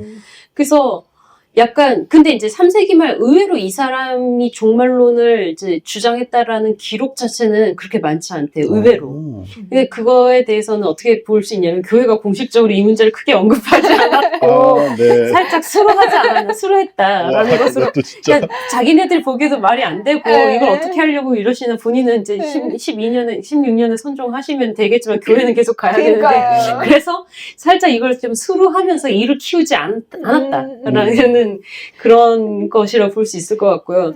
이것 때문에 이후에 교황청 무류성 교리가 있어요. 교황청 그쵸. 틀릴 리가 없다. 네. 근데 그때마다 그 반박으로 하지만 인노첸시오 3세가 있죠? 계속 반박되는 예시로 리콜되는 진짜. 말 된다. 그런 사람이 되었다고 합니다. 야, 몸소 본인이 교황청도 틀을 수 있다는 것을 그러니까 본인이 그래요? 몸소 아, 증명하고 가신. 진짜, 네. 전반적인 상황이 좀 그려지는 게 네. 이분은 이렇게 나름 막 혼자 생각을 하시고 네. 60, 118 플러스 네. 6 혼자 이러고 있었는데 네. 나머지 교황청의 이 추기경들이라 네. 이 대주교분들은 야, 수로요. 취급하는 거죠. 어떡하냐 저거. 우리 대표님 또 이상한 짓 하시나? 대표 리스크, CEO 리스크. 그래서 아래 사람한테 전달을 잘 하지 않고, 대표님이 막 얘기를 하시면, 네네네, 회의에서는 이제, 그러니까 운영진 회의에서는 네네네, 이렇게 한 다음에, 그래서 부장이나 이제 과장이 무슨 말 하셨어요? 하면, 몰라도 돼. 밥이나 먹으러 가자. 약간 이러지 않았나. 아닌 거 알지? 이러고 그런 모습이 그려지네요. 네, 그러지 현실에서도 자주 있는. 네. 그렇게 CEO 리스크가 있지 않았나 네. 싶습니다. 이건 정말 유명한 사건이고 너무 재미있는 사건이더라고요. 요하네스 슈토플러라는 독일의 천문학자이자 수학자이자 점성술사. 네. 사람이 별로 안 해요. 마지막에 네. 점성술사. 많이들 그러셨죠 뭐. 네, 그때는 이제 막 겸업, 이게 사실 그러니까요. 겸업이랑 다 똑같은 거였잖아요. 비슷한 거였죠, 다. 그래서 이제 여러 동료 점성술사들의 계산을 다 종합해서 이제 본인이 또 이제 관측한 것도 있고 해서 계산을 해봤더니 1524년에 내내 20차례의 행성 결집이 일어나는데 그 중에 2월에 주요 행성 6개, 7개가 물고기 자리에 정렬을 아이고. 한다라고 하는 거예요. 그래서 2월에 대홍수가 물고기 자리니까. 네, 그러니까 물이니까. 거기에 이제 그 행성들이 다 그 물고기 자리에 다 정렬을 하니까. 그럼 6개, 7개나? 그래서 이제 대홍수가 2월에 일어난다고 한 거예요.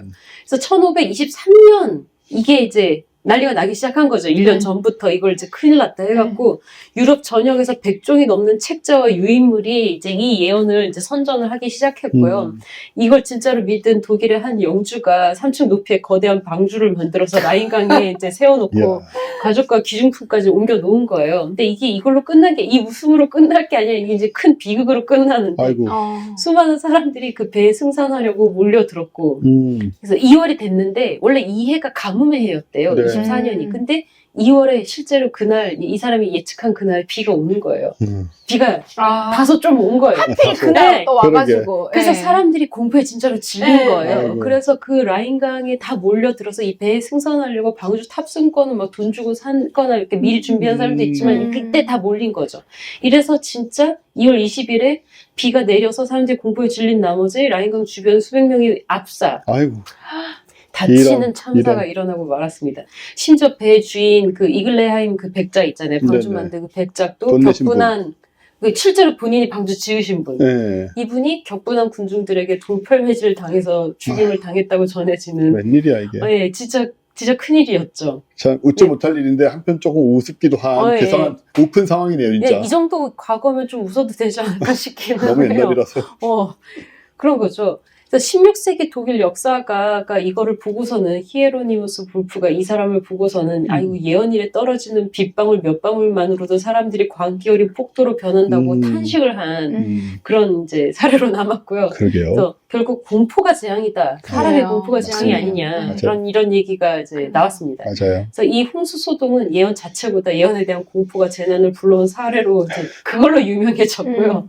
그냥 그 다음에 좀 상황이 바뀝니다. 덕분에 이제 독일 내에서 아무래도 유럽으로 이제 전역으로 퍼졌을 것 같지만 점성술사들에 대한 비판 여론이 거세졌어요. 그래서 원래 이게 발달하면서 그 천문경 이런 것이 발달하면서 점성술사가 점점 쇠퇴하고 그렇죠. 근대과학이 싹트긴 했지만 네. 근데 이것도 점성술사가 몰락하는 하나의 사건, 큰 사건이었던 거죠. 하긴 이제 너무 네. 큰 사고가 났으니까요. 네. 그래서 종교개혁가나 합리주의자들은 이거는 미신이다. 이건 기만, 미신과 기만의 증거로 삼았고요. 원래 교회조차 이걸 이렇게 비판을 했는데 네. 원래 교회는 사람이 인간이 어떻게 함부로 천체를 보고 하나님의 섭리를 재단을 하느냐라고 질책하며 점성술사들을 또 맹비난했고 교회도 이제 편들어주지 않은 거죠. 그러게요. 일반 민중들도 크게 실망하여서 점성술사들을 사기꾼 취급하기 시작했다고 해요. 그래서 조롱하고 그래서 이게 풍자가 이제 뭐 문헌이나 뭐 이런 데 그림 이런 걸로도 남았다고 합니다. 네. 그래서 제가 독일어를 좀 더 잘 알면 좀 더 찾아볼 텐데 아무튼 그림이 남아 있었던 것 같아요. 그래서 근데 본인이 슈터플러 본인은 이후에 여전히 살아남아서 백장 돌아가셨는데 우와, 역시. 와. 네, 살아남아서 그 다른 일화로 명성을 이어갔어요. 어떤 일화냐면 자기가 이제 자기가 낙하물에 맞아서 죽을 것이라는 그런 나는 그런 어떤 운명을 타고 태어났다라고 예언을 남겼는데 실제로 이제 그 예언을 조심해서 밖에 안 나다닌 거죠. 그래서 집에 틀어박혔는데 책장이 무너져서 떨어진 책에 머리를 맞아 죽지는 않고 부상을 당했다. 라는 얘기가 생긴 바람에 오히려 또 그걸로 또 아주 유명해지. 진짜. 뭐 세옹지마라고 해야 돼요. 뭐라 그래야 돼요. 이거. 자작극 아니에요? 그럴 수도 있고요. 그래서 이게 중세적 세계관이란 건 천체와 인간이 연결되어 있다. 그래서 대우주, 소우주 이런 식으로 연결을 했었잖아요. 그래서 그런 것이 붕괴하는 전환점. 그리고 중세 연금술적 사고와 근대 과학적 사고의 충돌한 어떤 사례로 평가를 받는다고 합니다. 이거 너무 재밌지 않나요? 그게 전반적인 상황이 그냥 영화 하나 만들어도 되겠다. 네, 그러니까요. 얼마든지. 네. 네. 너무 재밌죠. 그래서 그 이후로 사람들이 계속 지금인가 이 병이 생기는 바람에 흑사병 때 당연히 네. 온갖 종말이 다수의 종말이 예언이 되었다고 합니다. 그렇겠죠. 예, 그래서 종말적 설교가 범람을 하고 근데 결국 흑사병으로 사람이 많이 죽긴 했지만 망하지도 않았잖아요. 예언이 네네. 틀린 거죠. 기본적으로 네네. 사람 다 죽고 막 그럴 것이다라고 했는데 멸망하지 않았으니까 아직 회개가 충분하지 않아서 하나님이 자비를 베푸셔서 아하. 약간 기회를 더 주셨다. 이런 식으로 또 이제 뭐라고 이제 합리화를 한 거죠. 또 해석하려면 또 저렇게 해석할 수밖에 정신승리. 없는. 네, 정신승리 진짜. 정신승리를 싹 하신 거죠. 네. 그래서 이러면 정말 신앙이 약화되어야지 맞는 것 같은데 인간들은 오히려 우리가 조금 더 회개가 충분하지 않았으니까 하나님이 기회를 더 주셨으니까 또다시 흑사병이 오지 않도록 금욕하고 고행하고 종교운동 열심히 하자라는 방향으로 튀었다고 합니다. 그런 방향으로 튀었다고요. 사람들이 그래요 보면. 그쵸? 너무 신기하죠. 답답. 이것도 너무 재밌어요. 오. 아세요 이거? 저는 이 사바타의 찌비, 그러니까 1666년 유대인의 메시아 붐을 다시 일으키신 그때 이후에 또 다시 일으키신 분인데 17세기 오스만 투르크 제국에서 활동한 유대인 랍비 겸 신비주의자인 거예요. 그래서 예루살렘의 신비가 그러니까 나탄 오브 가자, 나탄이 이 사람을 메시아로 옹호하는 예언을 또 같이 해준 거예요. 그래서 유럽과 중동 각지에 유대 공동체들이 있잖아요. 네네. 각지에 흩어진 얘네들한테서 명성이 높아졌죠. 66년이 메시아가 이제 강림하시는 이제 새천년의 뭐 원년이 될 것이다 이런 식으로 말한 거예요. 그러니까 그 전해부터 명성이 굉장히 높아서 전해부터 아예 공개적으로 자기가 메시아다. 그래서 메시아 칭호를 선포를 본인이. 했어요. 예. 그리고 옆에 나탄도 옆에 맞다 이렇게 해주고 예루살렘으로 진군할 뜻을 밝힌 거죠. 1년 전에. 그래서 유럽의 유대인 사회가 열광의 도가니에 휩싸입니다. 그래서 66년에 바로 메시아 왕국의 원년이 될 것이다. 이렇게 다들 믿고 본인도 그렇게 공개를 했어요.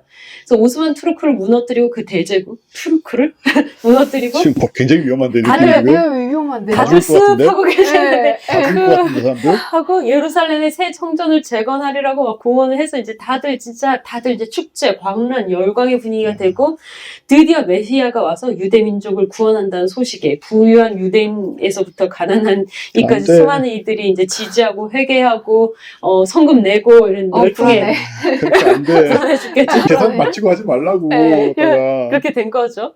근데 바로 그 원년이라던 그날 예루살렘으로 향하기 전에 체포되어서 투르크에 이건 뭐야 하면서 데려갔겠죠. 그렇겠죠. 그래서 오스만 왕실에 압송되었고 9월에 술탄의 명 앞에서 배교를 강요를 받는데 메시아라면 화살이 통하지 않을 것이라는 어떤 믿음이 있었는데 화살을 한번 네 몸에 쏴 보았을 때 그것을 통하지 않는 것으로 이제 증명을 하시든가 아니면 지금 뭐 지금 당장 네. 처형 당하시거나 아니면 이슬람으로 개종해라 세 가지 선택지가 주어졌는데 이 많은 추종자들의 간절한 기대를 저버리고 머리에 터번을 바로 두르고 아내와 함께 이슬람으로 하루아침에 개종하는 잘한 거야. 살아야지. 그런 잘한 보법을 거야. 그런 어떤 예기치 못한 보법을 선보이시면서 잘했어. 그 당시 유럽에 있던 유대인 사회에서는 예수가 못 박혔을 때부터 큰 충격이다 라는 평가를 와. 이거 어떻게 이렇게 버티지를 못하고 바로 대박 바로 잘했어.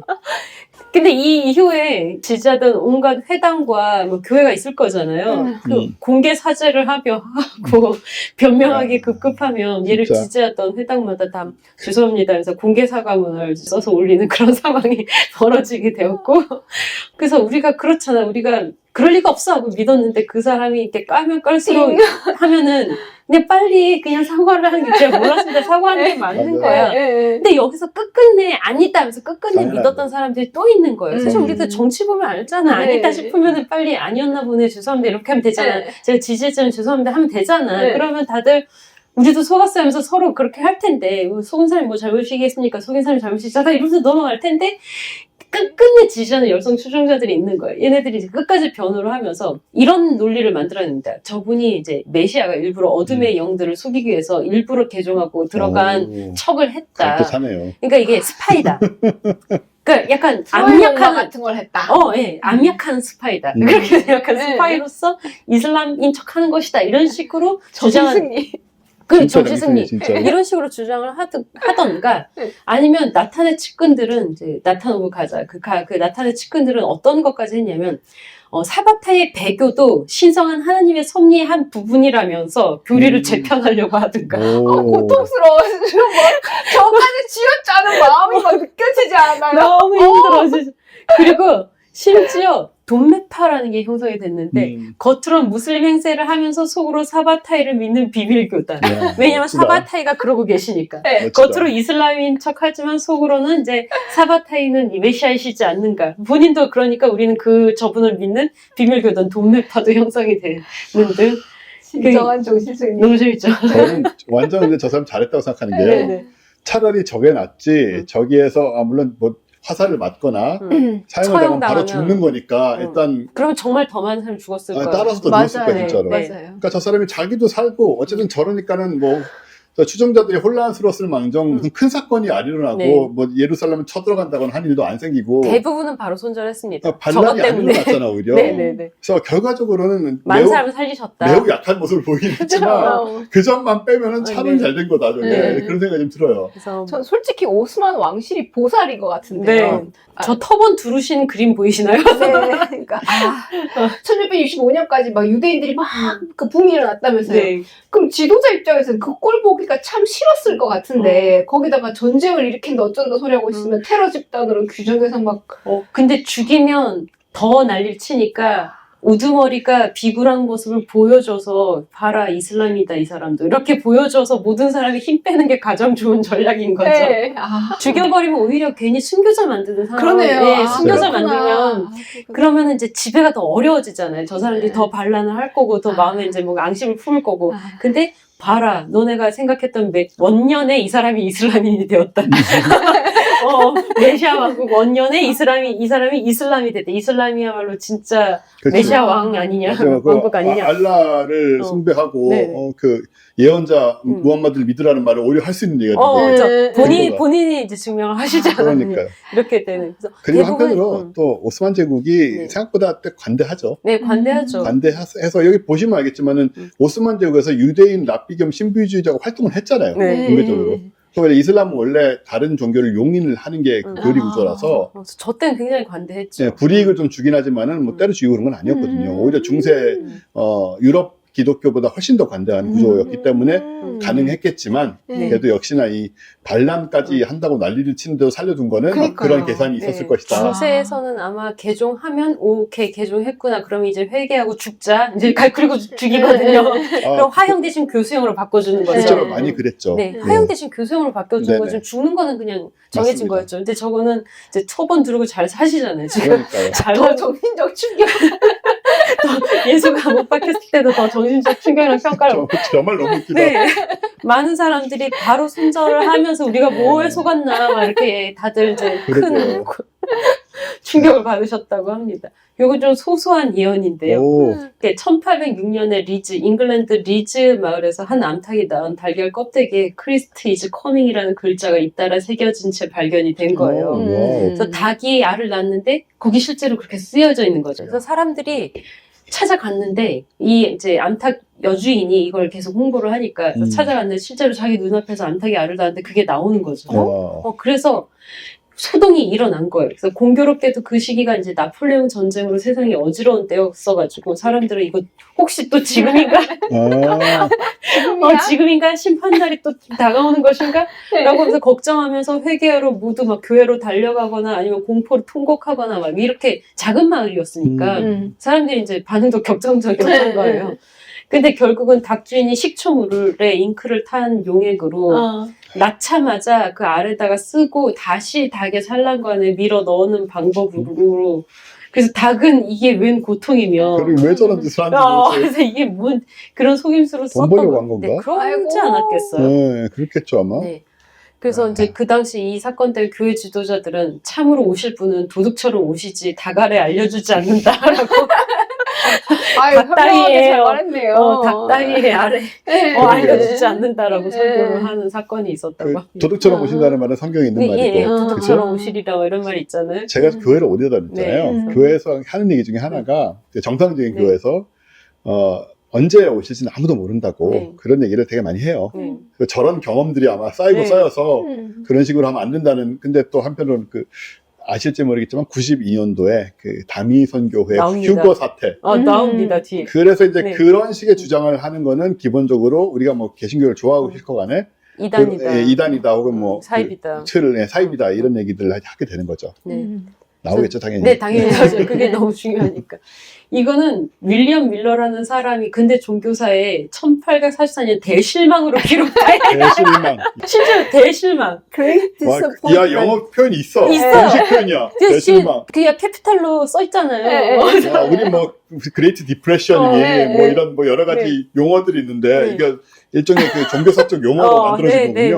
네. 그래서 그래서 고유 명사이기 때문에 앞이 아, 이제 미치겠다. 대문자입니다. 그러게요. 그레이트. 대문자. 야, GD. 네, 대실망으로 기록된 미군 장교 출신의 친례교 평신도 설교자 밀러가 성서의 연대를 독자적으로 연구한 끝에 예수 그리스도의 재림 시기를 계산을 한 거예요. 네. 3월 21일이라고 계산을 한 거죠. 아이고, 참나. 1843년 3월 21일이다. 그래서 수많은 밀러파 신도가 제사를 막 처분하면서 그랬겠죠. 기다렸는데 실패를 했어요. 그랬겠죠. 근데 이제 또 이제 그 추종자들이 다시 계산을 한 거예요. 1844년 10월 22일이다. 그래서 다시 이제 기대를 하면서 막 농장과 가게를 팔고 직장을 그만두고 승천복이라고 있어요. 승천하는 로브라고 그거를 이제 다 맞춰 입고 기다리신 거예요. 근데 이게 이제 전대미문의 대실망 사건으로 기록이 되고 있는데 미치겠다. 대실망 후 실패 후 이 예언이 실패 후 대부분 그냥 떠났는데 핵심 그룹은 재림은 일어났지만 하늘에서 일어났다라는 식으로 정신 승리를 하거나 예수님이 하늘에만 오신 거예요. 땅에 안 오시고. 재림이 아니라 하늘 성소에서 심판 사역을 시작하시는 날이다라고 한다거나 이런 식으로 교리를 변경을 하면서 야. 이것을 어떻게든 이제 의미 있는 것으로 만들었는데 이 정신 승리의 새로운 교리 체계가 등장했는데 그게 바로 재림교. 제7일 안식 일 예수 재림교 예. 또는 안식일교 교단이 그렇죠. 등장을 하는 안식교라고도 많이 얘기하죠. 안식교, 안식일교, 안식교로. 안식교가 이거를 믿어서 생긴 교라는 게 말이 돼요. 야, 처음에 저렇게 시작했구나 안식교가. 네, 대실망으로 시작해요. 근데 종교사는 대실망으로 기록되어 있고요. 그래서 저 때 막 그림도 남아져 있고. 지금은 안식교는 이제 토요일 날을 또 네. 안식일로 꼭 지키는 게 성경적으로 그렇다고 해서 그게 차이인데 저 이단으로 딱 나눠지진 않아요. 제 기억으로는 그래요. 물론 교회 입장마다 다를 수 있고 제가 그걸 대변할 수는 없습니다, 여러분. 네. 없습니다만은 제가 알기로는 저는 뭐 나름 그런 데 관심이 많았으니까 그냥 뭐 언젠가 오실 테니까 하면서 그냥 재림하시겠거니 하면서 믿고선 열심히 종교활동 하시는 게 아닐까요? 그렇겠죠. 네. 뭐 그리고 뭐 토요일 날 열심히 쉬시고. 네네네. 그래서 아무튼 저런 일이 벌어졌고. 근데 대실망이란 말은 정말 너무 웃기다. 네, 저 때 기사에 뭐 여기 찾아보니까 승천복을 입은 사람들을 조롱하고 이런 일이 승천복 입은 것들이 이제 막 그려지고 풍자로 그려지고 조롱하고 막 승천복에서 뭐 언덕에서 구르는 사람들이라고 하면서 사람들이 그렇게 놀렸다고 해요. 그나마 저 시절에는 순진했을지 궁금한데 네. 그걸 또 비싸게 판 건 아니고요. 아, 그렇지 않았고 어디 그랬다고 업체랑 합니다. 이렇게 해가지고. 네. 이거는 이상한 과학 예언도 아니고요. 이상한 또 사건이 하나 있었는데 헨리에서 공포 기억나시죠? 유명하죠. 네, 네. 그래서 1910년 5월에 76년 주기에 헨리 혜성이 돌아오는데 이제 지구에 근접 통과한다는 사실이 알려지고 그리고 여키스 천문대에서 혜성의 꼬리에서 맹독성 가스인 시안 화물을 발견했다고 발표를 했는데 이게 발표할 때까지 이게 큰일이 될 줄 몰랐겠죠? 이게 언론을 통해서 과장이 되면서 아이고. 혜성이 지나갈 때 인류가 독가스로 죽을 것이라는 예측을 한 거예요. 그래서 프랑스의 천문학자 카미유 플라마리오 이 사람이 이상한데 인터뷰에서 혜성의 가스가 지구 대기에 스며들며 네, 모든 생명체를 질식시킬 수 있다고 언급한 것이 이제 공포를 부추긴 거죠. 아니 학자가 그러니까요. 근데 다른 학자들은 대부분의 주류학계는 이걸 다 거부했거든요. 이번 당연하죠. 주장을 일축하면서 아니 그게 뭔 소리냐. 이게 어떠한 진공보다 희박하다. 진공보다 이게. 저는 불가능하지만 어쨌든 근데 얼마나 이렇게 사람들이 불안해면 저런 어떤 네. 극단적인 그 그러게요. 비유를 썼겠어요. 진공보다 희박해서 해를 끼칠 수 미쳤어. 자체가 없다라고 밝혔으나 이게 막 사람들이 무서워서 이제 막 방독면 네. 판매 그리고 종말 보험, 종말 보험. 그 정체불명의 해성 알약, 해성알려. 맞아, 저 기억납니다. 해성 알약 네. 등을 판매하고 구매하며 이걸 이제 대비를 했고 어떤 이는 우물 바닥에 내려가서 술 한 통과 함께 뚜껑을 덮고 이날을 버티려고 들었고 어떤 이는 지하 저장고에 공기를 봉해두고 들어앉는 등 여러 가지 어떤 초유의 사태를 일으키는 저 얘기를 저도 아는데 네. 종말 보험. 너무 과학적 지식이 사람들이 없으니까 네. 근데 또 이제 매스미디어는 이제 나왔어. 그러니까요. 그러니까요. 난 너무 궁금한 게 정말 보험을 만약 들었으면 그 누가 어떻게 집행을- 누가 그러니까요. 집행을 하고 다 어떻게든 살아남으면 자기네들끼리 이제 그러니까 나눠드린다 이런 얘기. 보험사를 운영하는 머리 좋은 사람들은 네. 그 약삭빠른 현실주의자들은 저게 일어날 리가 없다라고 이거 알기 생각하지 때문에 않았을까. 팔았구나. 아마 그렇지 않을까 싶어요. 만약 일어나면은 이걸 지급해드립니다. 정말 그러니까 그런 거잖아요. 음. 그러니까 뭐 사실 그것도 앞뒤가 안 맞는 이상한 얘기긴 한데 난 죽어. 일어나면 실제로. 여하튼 그때 저게 기억이 나요. 저 때는 이제 혜성의 꼬리 이런 거 개념도 없었고 네. 가스란 것도 개념도 없었는데 또 혜성이 가까이 지나가는데 꼬리는 엄청 길다고 하는데 네. 그 안에서는 저는 시아노아물 저런 것들이 이제 지구를 막 덮고 이렇게 네. 지나가면 다 죽을 것이다. 저게 진짜 큰 화제가 됐었고 네. 저는 천문학계에서도 좀 야사로 남아있는 기록이거든요. 저는 야사로 남아있는 게. 저게 76년마다 지나가잖아요. 그렇죠. 네. 1986년에도 또 한 번 나오지 않았나요? 전 기억나죠, 그게 심지어. 네, 제가 진짜 또 그랬다고요? 고등학교 네. 저 정도는 아니었어요. 고등학교 때인데 그때는 많이 저게 돼가지고 네네. 저는 저런 느낌까지는 아니었고 저런 기억이 아니었고. 아니에요. 네. 그게 일각에서 뭐 그런 네. 사람이 있었겠지만은 저때 이제 관측을 하자. 음. 76년 만에 왔으니까. 그러니까요. 예. 그 헨리해성은 별로 그런 문제가 없었는데 네. 그때 문제는 뭐였냐면 뭐 나중에 나오겠지만 1999년에 행성직렬과 1984년에 행성직렬 네. 그 2년 전에 네. 그리고 1999년에 그랜드 크로스였거든요. 네. 그 얘기는 좀 이따 이 노스트라다무스 계속 나오면서 네, 제가 네. 약간 구현할 게 있으면 할게요. 구현해 주십시오. 네네. 네. 이 다미 선교의 휴거소도 아, 빼먹을 수가 없죠. 저는 이게 기억나거든요. 그날이 음. 너무 생생하게 기억나거든요. 저는 이제 22살 때라서 저는 초등학생이었나 중학생 때였나 예. 중학교 1학년 아니면 그랬을 것 같은데 다수의 신은 기독교 종파들이 일제히 그날 밤에 예수께서 신도를 공중으로 휴거하신다. 네. 휴거가 뭐예요?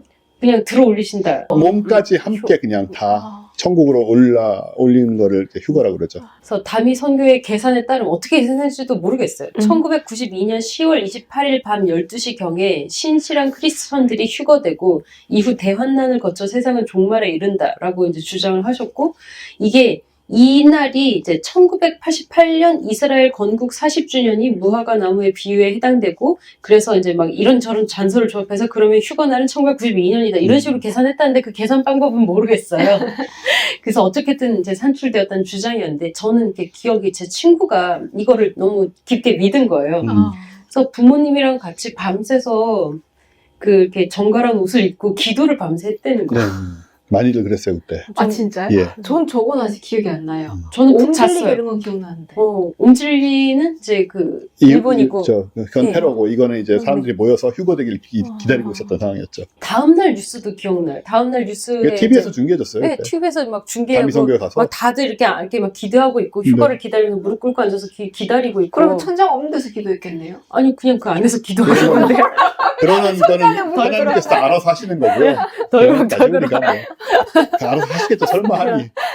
그래서 전 너무 명확하게 기억을 하거든요. 네, 그래서 모든 다음날 또 뉴스 중계 또 봤더니 이제 휴거가 실패한 뒤에 사람들이 앉아서 왜 안 데려가셨냐고 울며 불며 또 울면서 또 기도하는 그 장면을 보여주면서 저는 그냥 그 전날 푹 자고 다음날 다들 저희 중학교 1학년이었던 것 같은데 그때 모든 학생들이 다 화내서 휴거가 안 돼서 학교가 계속 되고 있지 않느냐. 그 아이들의 이제 관심사는 그런 네, 거니까. 학교가 휴교를 하지 않았다라면서 다들 이제 불만에 가득 찬 채로 학교 등교했던 기억이 납니다. 전 이런 데 관심도 많은 네. 애였고 그때 당시에는 대학생이었기 때문에 자그마치 아주 명확하게 기억을 하는데 또 기억할 수밖에 없는 이유가 뭐냐면 저희 어머니가 전혀 극단적인 분이 아니죠. 네. 근데 기독교인인데 이 책들을 얻어오셨어요. 이장님 목사의 이름도 기억하잖아요, 지금. 이장님. 다미선교회. 다미성교회의 이장님 목사가 이걸 모두 주도를 한 사람이에요. 근데 무슨 뭐 여러 가지 책을 냈어요. 관련된 책을. 그래서 그때는 근데 그렇게 막 되게 이상한 책이라기보다는 뭐 재밌는 얘기를 하는구나. 네. 어머니가 어디서 얻으셨어요, 교회에서. 저도 그 책 읽었어요. 휴거. 휴거는 오히려 네. 그 소설책이죠, 미국 거. 네네네. 예, 그걸 그거는 읽었어요. 락처 저는. 네네네. 소설책이고, 네. 우리 어머니가 가져온 거는 이장님 목사가 쓴 거 직접. 아, 직접 쓰셨어. 예, 직접 그 휴거 관련돼서, 이거 관련돼서 그 논리와 이런 것들을 정리해 놓은 책인데, 네. 한두 권도 아니에요, 몇 권 돼요. 그래서 뭐 그거를 가져오셔가지고 나도 읽었어요, 그냥. 네. 그런가 보다 하고, 뭐 이런 일이 있으려나 하고. 근데 어머니나 나나 네. 그렇게 그런가 보다 하는 거지, 네. 우리가 휴거돼야 된다 이런 생각이 없어. 별로. 누가 휴가 되나 보다. 이게 뭐 나는 상관없고. 우리 엄마도 그걸 가져오시고, 저는 뭐 교인도 아니었지만, 네. 엄마는 교인이고 이걸 가져오는데도 우리 엄마의 특성상, 이거 한번 읽어봐라, 이런 분이 있고, 이거 읽어보고, 뭐 그냥 그런가 보다. 오늘 휴거일이라며? 오늘 휴거되나? 뭐 이런 좀 성격이라서 어머니도. 그래서 이게 기억이 나는 게, 그때 뉴스에 가셨어요, 카메라를 들고. 이 다미성교회 이 장소로 뉴스를, 카메라를 가져가서 이 밤 12시에 휴거가 되는지 안 되는지 생중계를 했어요, 진짜로. 네, 진짜 그 생중계에서 예, 그래서 안에 뭐 기도하고 어쩌고 하고, 네네. 신발 밖에 쫙 놓여있고 네. 들어가 있고, 뭐. 네. 근데 그 와중에 그 무슨 약간의 혼란이 있어가지고 누가 휴거가 됐다 이런 소리도 나오고, 네, 맞아요. 한두 명이. 네네. 소리 지르고. 막. 소리 지르고 네. 막 그랬는데, 당연히 안 약간 됐죠. 자리 비운 거였고, 약간 네, 이런 그러니까. 식의. 그런 식으로 화장실 갔다 오고 이런 식이었거든요. 그래서 안 됐고, 그래서 우리는 지켜보면서 저는 에이, 당연히 되냐, 저게. 뭐 이런 생각했고. 근데 이때 나름대로 우리나라에서 굉장히 큰일이었고, 이게. 여기뿐만 아니고 전국적으로 네. 좀 꽤 이거 큰일이었어요. 해외도 아마 방영이 됐을 네. 거예요. 네. 그 휴거가 왜 중요하냐면 휴거의 개념을 제가 좀 설명드리겠습니다. 오, 이 랩처라는 게 어떤 개념인가. 네. 아까 천년왕국 얘기 나왔잖아요. 네네. 이거랑 다 얽혀 있어요. 그러니까 이게 성경 해석의 한 흐름인데, 지금은 좀 많이 좀 죽었죠. 근데 네. 이때만 해도 완전히 살아있던 건데, 또 92년이 왜 나왔느냐도 제가 다 외우고 있습니다. 이런 거를. 네네. 어, 난 몰랐는데. 네. 일단, 그 천년왕국이란 건 무엇이냐. 네.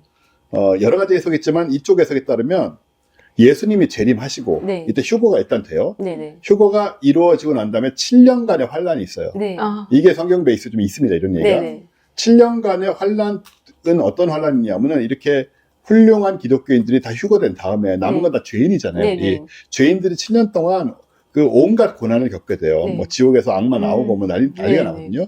그래서 정말 죽음보다 못한 고통을 겪게 되고, 그러니까 이때 휴거되는 게 굉장히 중요한 거예요. 네. 아니면 너무 고생을 하니까. 네. 그런 다음에 99년이 되면, 그게 네. 중요합니다. 7년이 그래서 나온 거예요. 1999년, 즉 밀레니엄의 마지막 해가 되면 그때 예수님이 재림을 하세요.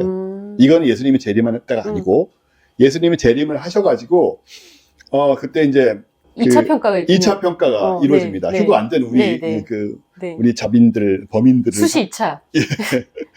다음 기회를 또 주는 거죠. 네. 그러면서, 근데 또 어떻게 되냐면, 이때, 사실 정확하게 말하면 이때 심판이 이루어지는 것도 아니에요. 네. 되게 이상한 논리인데, 천년왕국이라는 게 와야 되거든요. 네. 천년왕국이 예수님이 재림하면서 와요. 1999년에. 네. 1000년 동안 어떻게 되느냐? 이 7년 동안 난리친 사탄들을 다 무적행이라는 표현을 씁니다. 네. 맞아요. 무적이. 예, 네. 끝없는 그 동물이라는 뜻이잖아요. 네. 무적행을 갖다 놓고 1000년 동안 천년왕국이라는 되게 낙원 같은 시대가 오는 거예요. 그 1000년 동안을 이제 살아가다가 진짜 심판은 그 1000년의 끝에 와요. 천년왕국이 끝날 때. 그러니까 세 번째 밀레니아에서 나오는 거죠. 그러니까 세 번째 밀레니아의 끝에서. 그렇죠. 예, 그러니까 이런 개념 구조 하에서 1999년에 예수님이 오셔야 되기 때문에, 재림하셔야 되기 때문에 1992년이라고 7년을 앞당기는 거고, 그래서 이 해가 나오는 거예요. 그리고는 그 다음에 이제 벌어진 일들은 얘네들 아무튼 다 안 겪는 거니까. 네. 복잡한 일들. 근데 웃긴 게 또 천년왕국은 이상하게 또 천국 같은 곳이에요. 네. 지상 낙원이에요. 그러니까 사실은 다 올라가서 그냥 하지 왜 또 다시 그러니까 그게 이렇게. 이상한 게 이분들은 가 계시고 네. 우리 범인들 네. 못 가신 우리 휴가 안 된 사람들은 7년 동안 고생하고 어떻게 버티면 또 천년왕국이 와서 늙지도 죽지도 않는다고 네. 제가 기억을 하고 네. 천년 동안 또 열심히 아주 좋게 현실에 네. 지상 낙원에서 또 살 수도 있다라는 얘기라서 꼭 가야 되나라는 의문도 또 생각해보면 아, 들잖아요. 그렇죠. 7년만 잘 버티면 7년만 잘 버티면 된다. 네, 네. 엄청나게 고통스럽다는 얘기를 하죠. 그래서. 네. 그래서 제가 정확하게 아는지 모르겠습니다. 또 젊었을 때, 네, 어렸을 때, 뭐 인터넷도 없던 시절이잖아요. 네. 이장님 목사님이 이제 주신 예, 무언가의 이장님 목사님이 주신 책을 통해서 제가 아마 그렇게 알고 있지 싶어요, 지금. 그래서 그런 상황들이어서 이때 아무튼 휴거를 되려고 했다라는 거고, 휴거는 말 그대로 육신이 올라가는 거기 때문에 그냥 몸 전체가 들려 올린다라는 영어로 랩처라고 그러거든요. 네. 들려 올리는 개념이고, 아까 그럼에도 불구하고 뭐 지붕이라든가 그런 건 다 통과하는 것이 아닌가라고 짐작이 되는 왠지 모르겠지만 그 물리적 실천 어떻게 할 것인가 그러니까 라는 생각이 계속 굳이 몸이 가는데 그 부분은 어떻게 해결되는지 잘 모르겠지만 예, 앞뒤가 안 맞는 부분은 뭐 신께서 알아서 하실 일이지 우리가 뭐 걱정할 일은 아니기 때문에 당시의 관점에서는 네. 아직도 기억이 너무나 생생한 근데 그 7년을 버틸지 못할 것이라는 것은 어떻게 저희가 알 수 있냐면 그 휴거라는 그 소설책 있잖아요. 네네. 그걸 제가 읽었는데 그 정말 읽다 보면은 너무 끔찍해서 견딜 수가 없는 그죠. 거예요. 그 근데 7년이 그래요. 그 당시에 이제 좀 끔찍한 책들의 시리즈가 있었어요. 이거 읽으면 너는 어떤 인성이 이제 막 파괴될 것이다라든가 정신적으로 너는 강한 사람 약간 이런 식으로 증명하려고 읽는 책들인데 뭐 예를 들어 마루타라는 책이라든가 기억나죠 네. 마루타. 그래서 그 휴거도 그 책에 그 중에 해당될 맞아요, 맞아요. 읽어보면 진짜 정말 피폐물의 극이고 그냥 이게 육체적 고통, 물리적 고통 정말 장난이 아니고 그냥 고문 계속 거의 그러니까. 고문. 막 불타고 무너지고 네. 막 어떤 막 괴물들이 나타난 사람을 그냥 눈앞에서 찢고 막 약간 이런 식의 그래서 완전히 그 어떻게 보면 판타지 같은 그런 네. 상황이죠. 근데 이걸 보느니 빨리 92년에 그냥 네. 빨리 이제 후딱 올라가는 것이 낫겠다. 이것저것 안 보려고 저때 저러지 않았는가. 여하튼 혹시 네. 모르시는 분들 위해서 저 일은 일어나지 않았다는 점. 휴교도 되지 않았습니다. 다음날 저는 이제 약간 일말의 기대를 갖고 일어났거든요. 오늘 그러니까 사람이 없어지면 휴거 될 거 아니에요. 선생님들도 뭐 선생님도 몇 명 안 계실 그러니까. 거고 그러면 이제 학교가 문을 닫지 않았을까. 그럼 오늘은 노는 날이지 않을까라는 어떤 기대감을 갖고 일어났으나 아침밥 빨리 먹고 학교 가야 됐던 그런 휴거도 안 되고 휴교도 안 되고 아무것도 되지 않았던 네. 기억이 납니다. 아까 네. 천년왕국 얘기하셔가지고 네. 생각났는데 불교는 천년이 아니라 뭐 아승직업 네. 아, 그런 무슨 얘기를 겁 하죠. 뭐 이런 얘기를 하죠. 무량겁이 얘기하잖아요. 네. 사실 겁의 단위가 뭔지도 모르겠어요. 근데 진짜 너무 많아서 뭐 우주가 한 번 뭐 없어졌다가 생겨나고 이것을 몇 번 반복했을 때 그걸 비로소 겁이라고 한다. 막 약간 이런 식이라서. 근데 그 겁이 만겁이고 억겁이면 얼마나 긴 시간이냐. 그래서 그쵸. 인도인의 시간 개념은 이제 뭐 몇 년 이게 아니라 너무너무 길기 때문에 우주가 생겼다 사라졌다 하는 것을 몇 번 반복한 것을 또 하나의 단위로 만든 다음에 그걸 또 억을 곱하는 그런 식이라서 어떤 신의 뜻이라든가 아니면 우주의 섭리라든가 흐름에 이제 인간이 뭐 어떻게 열심히 해야 되겠다 이게 아니라 어차피 인간은 그 정도를 어떻게 받아들일 수 없기 때문에 어차피 인간은 우주를 모른다. 신의 뜻도 모른다. 넌 마야도 모를 것이야. 약간 알려고 할수록 모를 것이다 라고 그러니까 포기해라 라는 느낌으로 그런 식으로 약간 좀 인간이 뭘 할 게 없어요. 그냥 뭐 버텨야지 뭐 약간 버텨라 이런 식의 근데 쟤네들은 열심히 한다. 열심히 해서 뭔가 휴거를 당하고 싶다. 약간 신기하죠. 아니 그래서 저는 저 천년을 단위가 문제였다. 도대체 누가 천년을 치렀길래 이 사단을 맞는 것인가. 그러니까 이게. 차라리 긴 시간을 잡았으면 그러니까 문제 없었을 억겁 이렇게 텐데. 해버리면 그러니까요. 억겁이구나 이러면서 막 억겁 후에는 뭔가 도래한다라고 다 포기할 텐데 그럼. 네. 그런갑다라고 몰라 하여튼 난 아니다. 난 아니다. 그래서 할 수 있었는데 하필 천년. 그 서양 사람들이 보면은 그 시간 이 기준이 좀 작아요, 그죠? 네. 아까 우리 인도 쪽이나 이런 쪽은 중국. 어마어마하게 큰데 그쵸. 중국이나 막 그러니까요. 얘네들 일단 기본적으로 이제 뻥치는 것이 이제 기본적으로 발달해서 작은 것은 찰나, 찰나라든가 이런 식으로 작은 건 엄청 작고 큰 건 엄청 늘려갖고 인간이 뭔가 감히 범접할 수 없는 상황을 만들어서 그냥 아예 포기하게 만들어서 네. 그래서 속세에 해를 끼치지도 않는 거예요. 영향력도 없지만 이거는 영향력도 없습니다. 그렇죠. 심지어 천년 얘기는 되게 아까 33년 차이 나왔지만은 네, 33년 차이. 되게 현실적이니까 네, 이건 그러니까요. 어쨌든 뭐 어떻게 보면 그 서양인들의 현실관 같은 걸 좀 대변하는 것 같기도 하고요. 네. 좀 차이가 있긴 있네요. 여기 헤븐스 게이트가 또 유명한 이것도 너무 명확하게 기억나는 사건입니다. 이 사람 눈빛 정말 무섭죠. 네. 마샬 애플 화이트라는 인물이 이끈 밀교 집단인데 지구의 종말이 이제 임박했다라고 또 주장을 하신 거예요. 네. 근데 1997년 3월에 지구에 접근하는 헬밥 행성이라는 게 네, 있는데 맞아요. 이게 하나님 우주선이 그 뒤에 숨어 있다. 진짜로 그랬어요. 빵 터지실 줄 딱 알았어요. 그랬어요. 정확하게. 숨어 너무 있다. 이상한 얘기지만 네. 그래서 도착해서 자기네들이 임박하게 지구의 종말 되기 전에 자기네들을 태워갈 것이라고. 근데 거기에 딱 맞춰서 얘네들이 자살을 해야 돼요. 죽어야 돼요. 아 죽어야 탈 수 네, 네. 있다는 거네요. 네, 그래서 영적인 탈출을 시도한 거죠. 음. 그래서 딱 그 헬밥 해성이 딱 오는 거기에 딱 맞춰서 시간을 딱 맞춰서 자기네들이 이제 영적인 탈출을 하면은 거기를 이제 탄다라고 이제 주장을 한 거예요. 그래서 39명의 집단 자살 사건이 여기 이때 이제 미국을 유명한 사건입니다. 흔들었는데 이 심지어 한 천문 애호가가 조작한 가짜 해성 사진이 그들의 믿음에 불을 지폈던 것으로 알려졌는데 이걸 못 찾았어요. 제가 찾으려고 하다 못 찾았어요. 근데 이 사람들이 죽은 모습이 너무 기이한 거예요. 다들 깔끔한 유니폼 차림에 진짜 이제 정갈하게, 그리고 자기네들은 이제 우주선을 타고 하나님의 신의 우주선을 타고 하나님의 나라로 간다라고 적혀있는 유서들과, 근데 들어갔을 때 죽음의 현장이 보통 난폭하잖아요. 뭐 피라든가 뭐 근데 정말 깔끔하고 정돈되어 있고 모두 다 이제 정렬되어서 39명이 죽어있는 이 모습이 너무나도 기괴해서 왜 그 막 그런 어떤 현장이 너무 섬뜩해가지고 그로 여러 영화와 드라마에 이게 패러디가 됐다고 합니다. 그렇게 어떤 유사 신비주의를 믿는 사람들이 이런 식으로 한꺼번에 자살 사건을 일으킨 어떤 기괴한 이미지. 정작 저 사람은 안 죽었던가요? 저 사람도 사람 죽었어요. 죽었어요? 예. 다 같이 모두 이끌면서 영성운동의 어두운 면이 이제 부각이 되면서 그러니까 저 시절이 악영향을 끼친. 80년대, 사실 70년대 후반부터 80년대, 90년대까지 UFO 외계인하고 영성운동 뉴에이지라는 게 결합이 돼요. 결합이 돼서 이게 좀 많이 섞이거든요. 거기 우리나라 같은 경우는 거기에 이제 똑같진 않지만은 정말 교신 문제가 되는 한단국이라든가 이런 민족주의도 결합이 되는 이상한 네네. 흐름도 생기고 하는데, 근데 어쨌든 UFO하고 영성, 뭐 지금도 그렇지만 정도 네. 저 때는 좀 되게 노골적이었고요. 이 헤일바피 해성은 정말 있었던 해성이고요. 네. 진짜로 저 때 왔던 천문학적 현상인데, 진짜 말 그대로 하나님의 우주선이 저 뒤에 숨어서 같이 온다라고 얘기를 했었고, 그렇게 빵 터지시려고 진짜로. 그러잖아. 아니 그리고 차라리 그때 휴거처럼 네. 그냥 몸이 올라가서 간다라고 했으면 안 죽었을 텐데, 네. 그죠?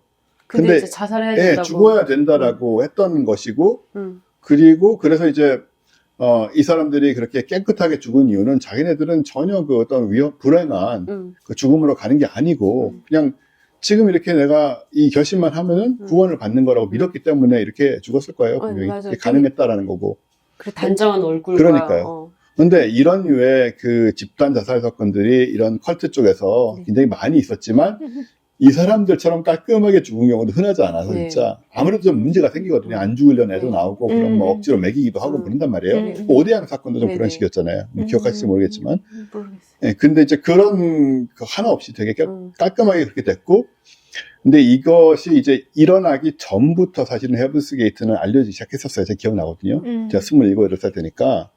그때 인터넷이 막 이제 퍼지기 시작할 때고, 마샬 애플화이트라는 사람의 이 영상이나 사진도 그때 좀 돌아다녔고요. 네네. 그래서 근데 이 사람 딱 얼굴을 봐도 눈빛이 정상이 아니거든요. 네, 가 있어요. 누가 그쵸? 봐도 네. 맛이 정상이 같잖아요. 네. 그럼에도 불구하고 뭐 현장에서 사람들하고 오프라인에서는 무슨 설득력이 있으니까 됐겠지만 이렇게, 그래서 저 얼굴을 보고는 일단 사실은 정상적인 사람들은 좀 불편할 수밖에 없는 그런 네. 상황이고 또 얘기도 그렇고. 네. 근데 결국은 이렇게 비극으로 이어졌는데 여하튼 뭐 돌아가신 분들이 고통은 없었던 것 같고 적어도. 네, 저는 집단 심리에 대해서 계속 생각해 보게 되는데 거기서 아닐 것 같은데라고 생각한 사람들이 나타나도 한 명이 죽기 시작하면 그걸 그냥 한대요. 아닌 것 같은데 도망가야 되지 그럴 수도 않나? 있죠. 그래서 믿지 못하겠는데라고 생각해도 진짜 한 명이 시작하면 하게 된대요. 그냥 분위기 보고 그냥 따라가는 게 그 심리가 너무 이상하지 않아? 그렇게 된대요. 생각해보면 한국인들도 많이 그럴 것 같아. 한국인들 왜 눈치 보고 남도 하면은 왠지 나도 해야 될 것 같고, 네. 맞나 본데? 약간 자기 스스로를 계속 가스라이팅을 스스로 하면서, 그럴 수 있죠. 네, 그렇게 된다고 하더라고요. 네. 그래서 집단 자살 사건에는 대부분, 저런 식으로 모두가 순종하는 게 다 정말 깔끔하게 아무 의문을 품지 않아서가 아니라, 그냥 한 명이 너무 확고하게 밀고 나가면, 하면서 모두가 서로의 눈치를 보면서 이런 식으로 가는 그럴 수 있죠. 그런 가능성이 있다고 네. 하더라고요.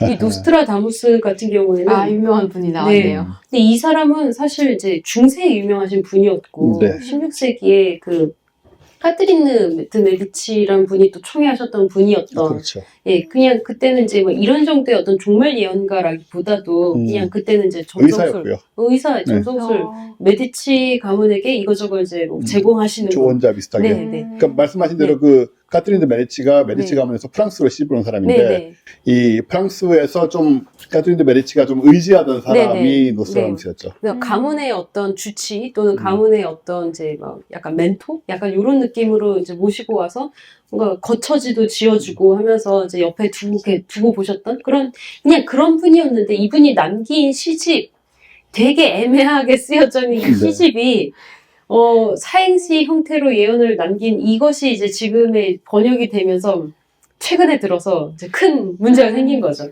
이 사람 특징이 또 애매하게 한 거란 말이에요. 그래서 이제 1999년 7월을 언급한 구절이 있대요. 그래서 1999년 7월 하늘에서 공포의 대왕이 내려와 앙골모아의 대왕을 부활시키리라. 그 전으로 마르스는 행복하게 통치한다. 이런 구절이 있대요.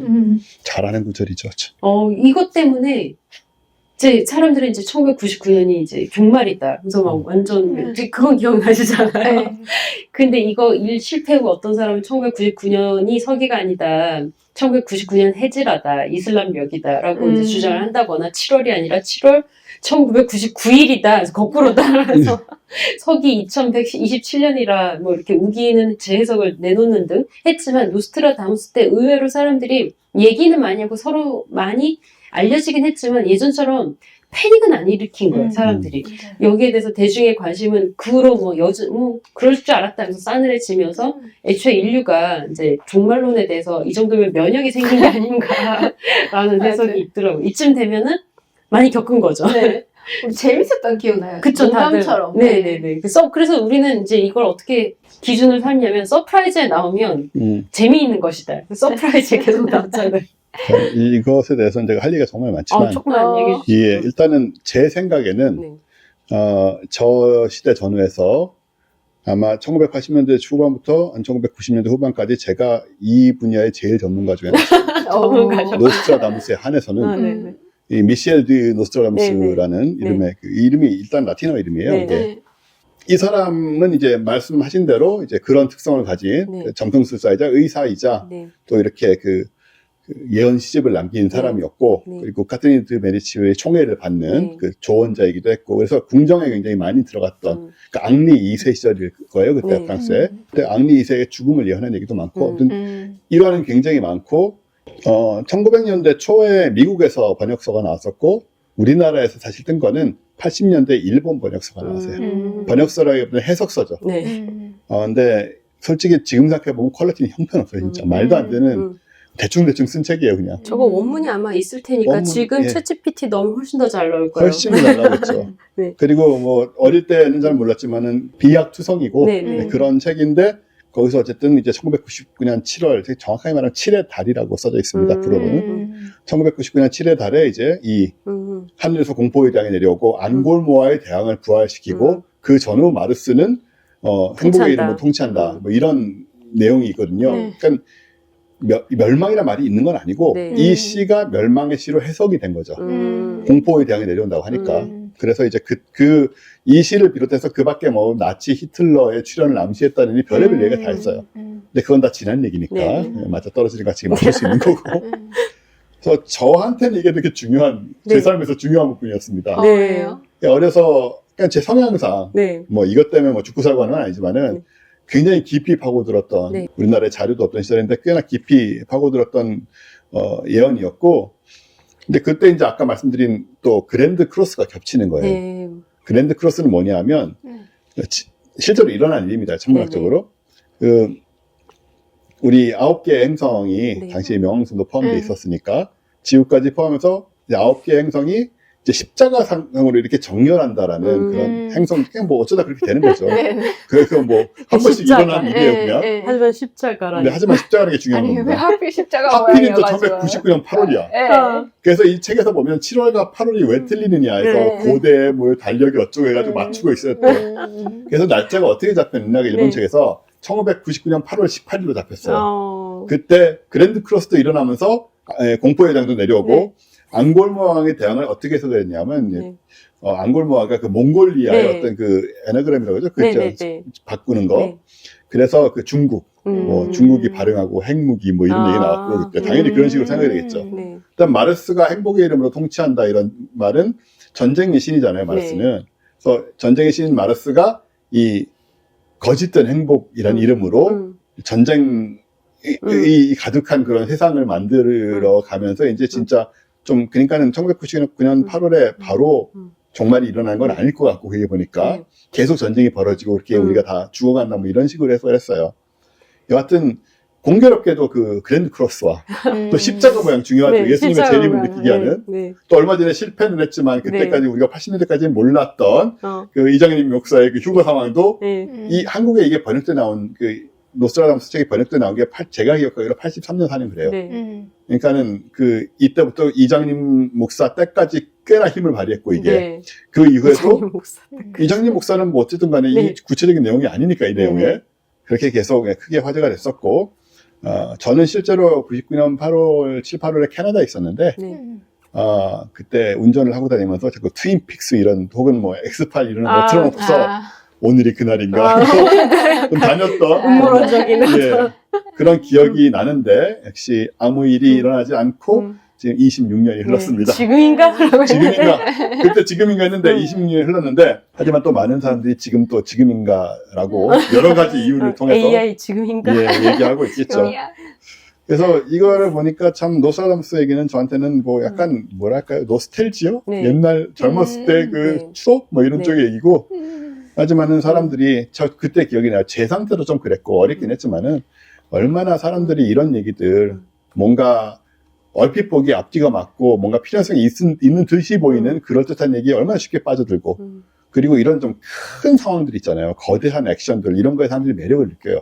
그게 종말이라 한들 많은 사람들이 실제로 매력을 느끼고 이렇게 지루한 세상을 살아가는 것보다는 차라리 뭔가 일어나고 그 속에서 그리고 특히 내가 특별히 허락받은 뭐 휴거를 받는다든가 허락받은 존재면 얼마나 좋을까 같은 그런 인식이 분명히 있다라는 생각을 이제 그때 이후로 많이 하게 됐죠. 저는 공포의 대왕이 네. 무서움을 일으키는 대왕이 아니라 네. 이 사람은 공포가 되게 심한 PTSD 환자가 네. 공포. 겁이 많은 무서움을 많이 겁이 타는 많은 사람이구나 뭐 이렇게 겁쟁이 대왕이. 생각해. 그런 얘기가 완전히 달라지는 거죠. 겁쟁이 대왕이 그래서 내려와. 마르스가 행복하게 통치하면 뭐 이렇게 뭐 전쟁도 안 하고 뭐 그리고 뭔가 저 사람이 그 공포를 극복하고 네. 행복하게 살게 되는 네. 뭔가 소시민적인 얘기 소시민적인 얘기. 예, 특정한 어떤 개인 한 명을 PTSD를 다루는 극복한 얘기. 네, 극복한 예. 뇌과학자는 이렇게 말을 하셨다. 그래서 이렇게 해석을 뇌과학자는 하셨다. 이렇게 말씀하셨다는 네. 것을 끝으로 네. 전 교수님 것만 하고 네. 결국은 네.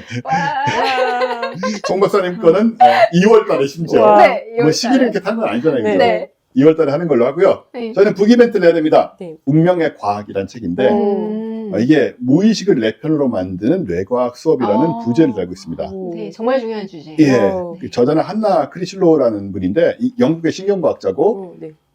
과학 커뮤니케이션도 하고요. 케임브리지 대학교에서 신경과학 박사학위 받으신 분이고 2014년에 영국 왕립과학위원회가 선정한 영국을 대표하는 과학자 100인의 이름을 올릴 정도로 꽤나 훌륭한 학자세요. 로얄 소사이어티가 인정한 거. 그러게. 예, 나이도 좀 젊으신 것 같고 네. 이 책이 처음으로 쓴 대중서적인데 영국 아마존 10위에 오르고 뭐 베스트셀러가 됐다고 합니다. 우와. 근데 내용이 제가 마음에 드는 게 뭐냐면 네. 요즘 이제 이런 류의 책들이 좀 나오는 것 같아요. 네. 이런 관점이 뭐냐면 우리가 뭐 이것저것 선택을 하고 뭐 점심 메뉴를 고른다거나 뭐 할 때 보면은 우리가 어떤 우리의 의지에 따라서 자유 의지에 따라서 판단하고 결정한다고 믿지만 이 선택들이 뇌 속에서 이미 정해진 답일 수가 있다는 거죠. 네네네. 좋아하는 취향이나 반복되는 실수나 특정 상황에서의 충동까지도 사실은 DNA와 무의식의 규칙에 의해서 결정되어 있는 경우들이 있다. 네. 대부분이 그럴 수도 있고 그럼 우리 자유는 어디 있느냐. 이것은 철학적인 질문이기도 하고요. 네네. 근데 이 부분에 대해서 여기 책에 어떤 관점으로 나오냐면 우리가 무의식의 지배를 받는 것도 맞고 생물학적 요인에 의해서 어떤 판단이나 결정이 형성되는 것도 맞다라는 것을 논증을 하면서 한편으로는 유전과 환경적인 영향에서 완전히 벗어날 수는 없지만 그 구조를 이해하면 내가 그걸 새롭게 구성할 수 있는 나의 선택권들이 주어진다는 거예요. 근데 이 자유의지가 환상이 아니군요. 환상은 아니라는 거죠. 저는 요즘 이제 음으로 양으로 이런 책들을 보면서 이 좋은 흐름이다라고 생각을 해요. 이런 관점들이 너무 환원주의적으로 돌아가지 네, 않는 네. 거. 그래서 인간의 뇌가 타고난 본성의 영향을 받으면서도 스스로를 인식하고 변화시킬 수 있는 유연성도 있다라는 얘기를 하고 그걸 이해하면은 우리는 무의식의 흐름에 휘둘리지 않고 또 선택을 할 수 있다 이런 얘기들을 하고 있고 어웨어니스네요. 예. 재밌다. 저는 이제 얼마 전에 제가 어떤 생각을 했냐면 사람이 성질은 안 바꿔도 성격은 바뀔 수 있다는 생각을 했어요. 뭐냐면 성질이란 건 기질이죠. 타고난. 네네. 타고난 기질, 유전적 기질. 뭐 사람들 수도 많이 하는 사람이 있을 수도 있고 되게 대범한 사람이 그 어릴 때부터 티가 나잖아요. 네네. 그 질은 못 바꾸는데 내가 가지고 있는 질의 한계 내에서 겪은 그 질의 가장 낮은, 가장 저열한 발현의 형태가 있을 것이고 그 질을 성질을 갖고 있지만 굉장히 그걸 고급스럽게 잘 정리를 해서 발현하는 그런 수준도 있을 수 있잖아요. 그거는 내가 할 수 있다라는 생각이 들더라고요. 조금 비슷한 느낌인 것 같아서 저는 굉장히 좋은 느낌을 받았고요. 좀 요즘 뭐 뇌과학, 신경과학 계통에 이런 얘기가 좀 있나요? 저는 그 때문은 아니고 이제 인바디드 느낌, 몸의 네네. 중요성 느낌에서 아, 중요하다는 느낌을 몸. 받았어요. 네네네. 왜냐하면 성과학이 레이셔널리즘, 합리주의, 이성 이런 거에 대한 꽂혀 있는 데서 좀 시작을 해서 갔고 맞죠. 그러다 보니까 뇌과학이나 강화학습 자체도 약간 그런 식으로 형성이 돼 있고 근데 사실 의식이 뇌에서 명확하게 알 수 있는 부분은 한 줌이잖아요. 컨트롤하고 알 수 있는 부분. 그렇죠. 근데 그거 이외에도 몸이 실시간으로 반응한단 말이에요. 예를 들면 내가 어떤 환경을 보고 옛날 이 환경에서 안 좋은 콘텍스트가 있었어. 그러면 뇌에서는 그러니까 의식적으로 어떤 걸 결정하지 않더라도 이 운동신경과 관련된 연결된 모든 생경세포들이 어떤 식으로 정보를 보낼 거고 그러다 보면 내가 이제 나도 모르게 몸이 굳어 있다거나 뭔가 이런 것들 나온단 말이에요. 네네네. 근데 그런 게 전혀 강학습이나 이런 거에 전혀 안 달아져 있어가지고 네네. 그러니까 그런 측면에서 저는 좀 요즘 동물지능에 굉장히 꽂혀 있어요. 그래서 인공지능과 다른 건 동물지능이고 인공지능과 동물지능 애초에 그 우리가 구석기 시대부터 어떤 휴리스틱이 있잖아요. 막 살아남기 위해서 그런 어떤 몸을 가진 지능과 뭔가 전에도 계속 말씀해 드렸지만 그것의 차이에 대해서 요즘 계속 꽂혀 있어서 네. 이런 것도 좀 재밌을 것 같아요. 이게 저는 여러 사람들을 만나면서 지금 조금씩 비슷한 얘기를 하고 있다. 두 분조차도 조금씩 비슷한 얘기를 하고 있다는 생각을 많이 받아요. 그리고 이건 좀 딴 얘기인데 연결되는 부분이라서 일리아 슈츠케버가 왜 그 오픈AI에 있다 쫓겨난 사람 있잖아요. 이 사람이 최근 팟캐스트 인터뷰를 했는데 정말 훌륭한 인사이트들이 많거든요. 그 중에 제가 이거랑 약간 연결돼서 가져온 게 이런 말을 해요. 감정이 생각보다 굉장히 중요한 나침반일 수 있다. 판단과 결정에. 뇌손상 환자를 보면 감정이 없다거나 감정이 많이 손상되면 의사결정에 굉장히 어려움을 느낀대요. 그래서 그 감정이 진화가 뇌에 심어놓은 아주 효율적인 그 가치함수, value function일 가능성이 있다는 거고 저도 그렇게 생각해요. 복잡한 계산, 소위 말하는 이성적인 논리적인 계산이 없이도 생존에 유리한 결정을 내리게 하잖아요, 실제로. 네네네. 그래서 AI에게도 이런 감정과 관련된 부분을 우리가 생각을 해야 된다라는 얘기를 또 슈츠케버 같이 영향력 있는 사람이 또 하고 있다라는 거. 그래서 좀 흥미롭게 흘러갑니다, 상황이. 재밌어요. 네. 재밌어요. 두 분의 느낌과 네. 몸이라든가 네. 어떤 그 동물지능이라든가 네. 인간지능, 뭐 AI지능 네. 다 좀 어느 정도는 그 커먼 그라운드를 가지고 있는 얘기가 아닌가 하는 생각이 들어요. 네. 방향성이라는 측면에서. 자, 운명의 과학 5부 드리고요. 신청 기간은 2025년 2월 26일, 그러니까 저희 방송 나가는 그날부터 2026년 1월 4일 일요일까지 자정까지고 당첨자 발표는 그 다음날 1월 5일에 드리고 응모 방법은 다들 아시는 것처럼 우리 사람들 회원만 가능하고요. 멤버십 대상 뉴스레터, 또 홈페이지 이벤트 게시글 통해서 응모하시면 됩니다. 자, 이렇게 우리는 올해의 뉴스앤올리스와 올해의 과학하고 앉아있는를 다 끝냈습니다. 와, 고생 많으셨습니다. 예, 수고 많이 하셨고요. 우리는 1월 달에 쉬고, 네. 사실 1월 달에 쉰다는 것도 웃기는 건데, 네. 그냥 일찍 이렇게 구조를 만들어버려서 저희는 그냥 막 쉽니다. 네. 다들 그러려니 하시거든요. 네. 그래서 이게 납득이 되는 거지. 이제 와서 네. 갑자기 한다면 이상한 일이 되겠죠? 네. 얼마나 잘했는지 몰라요. 그러게요.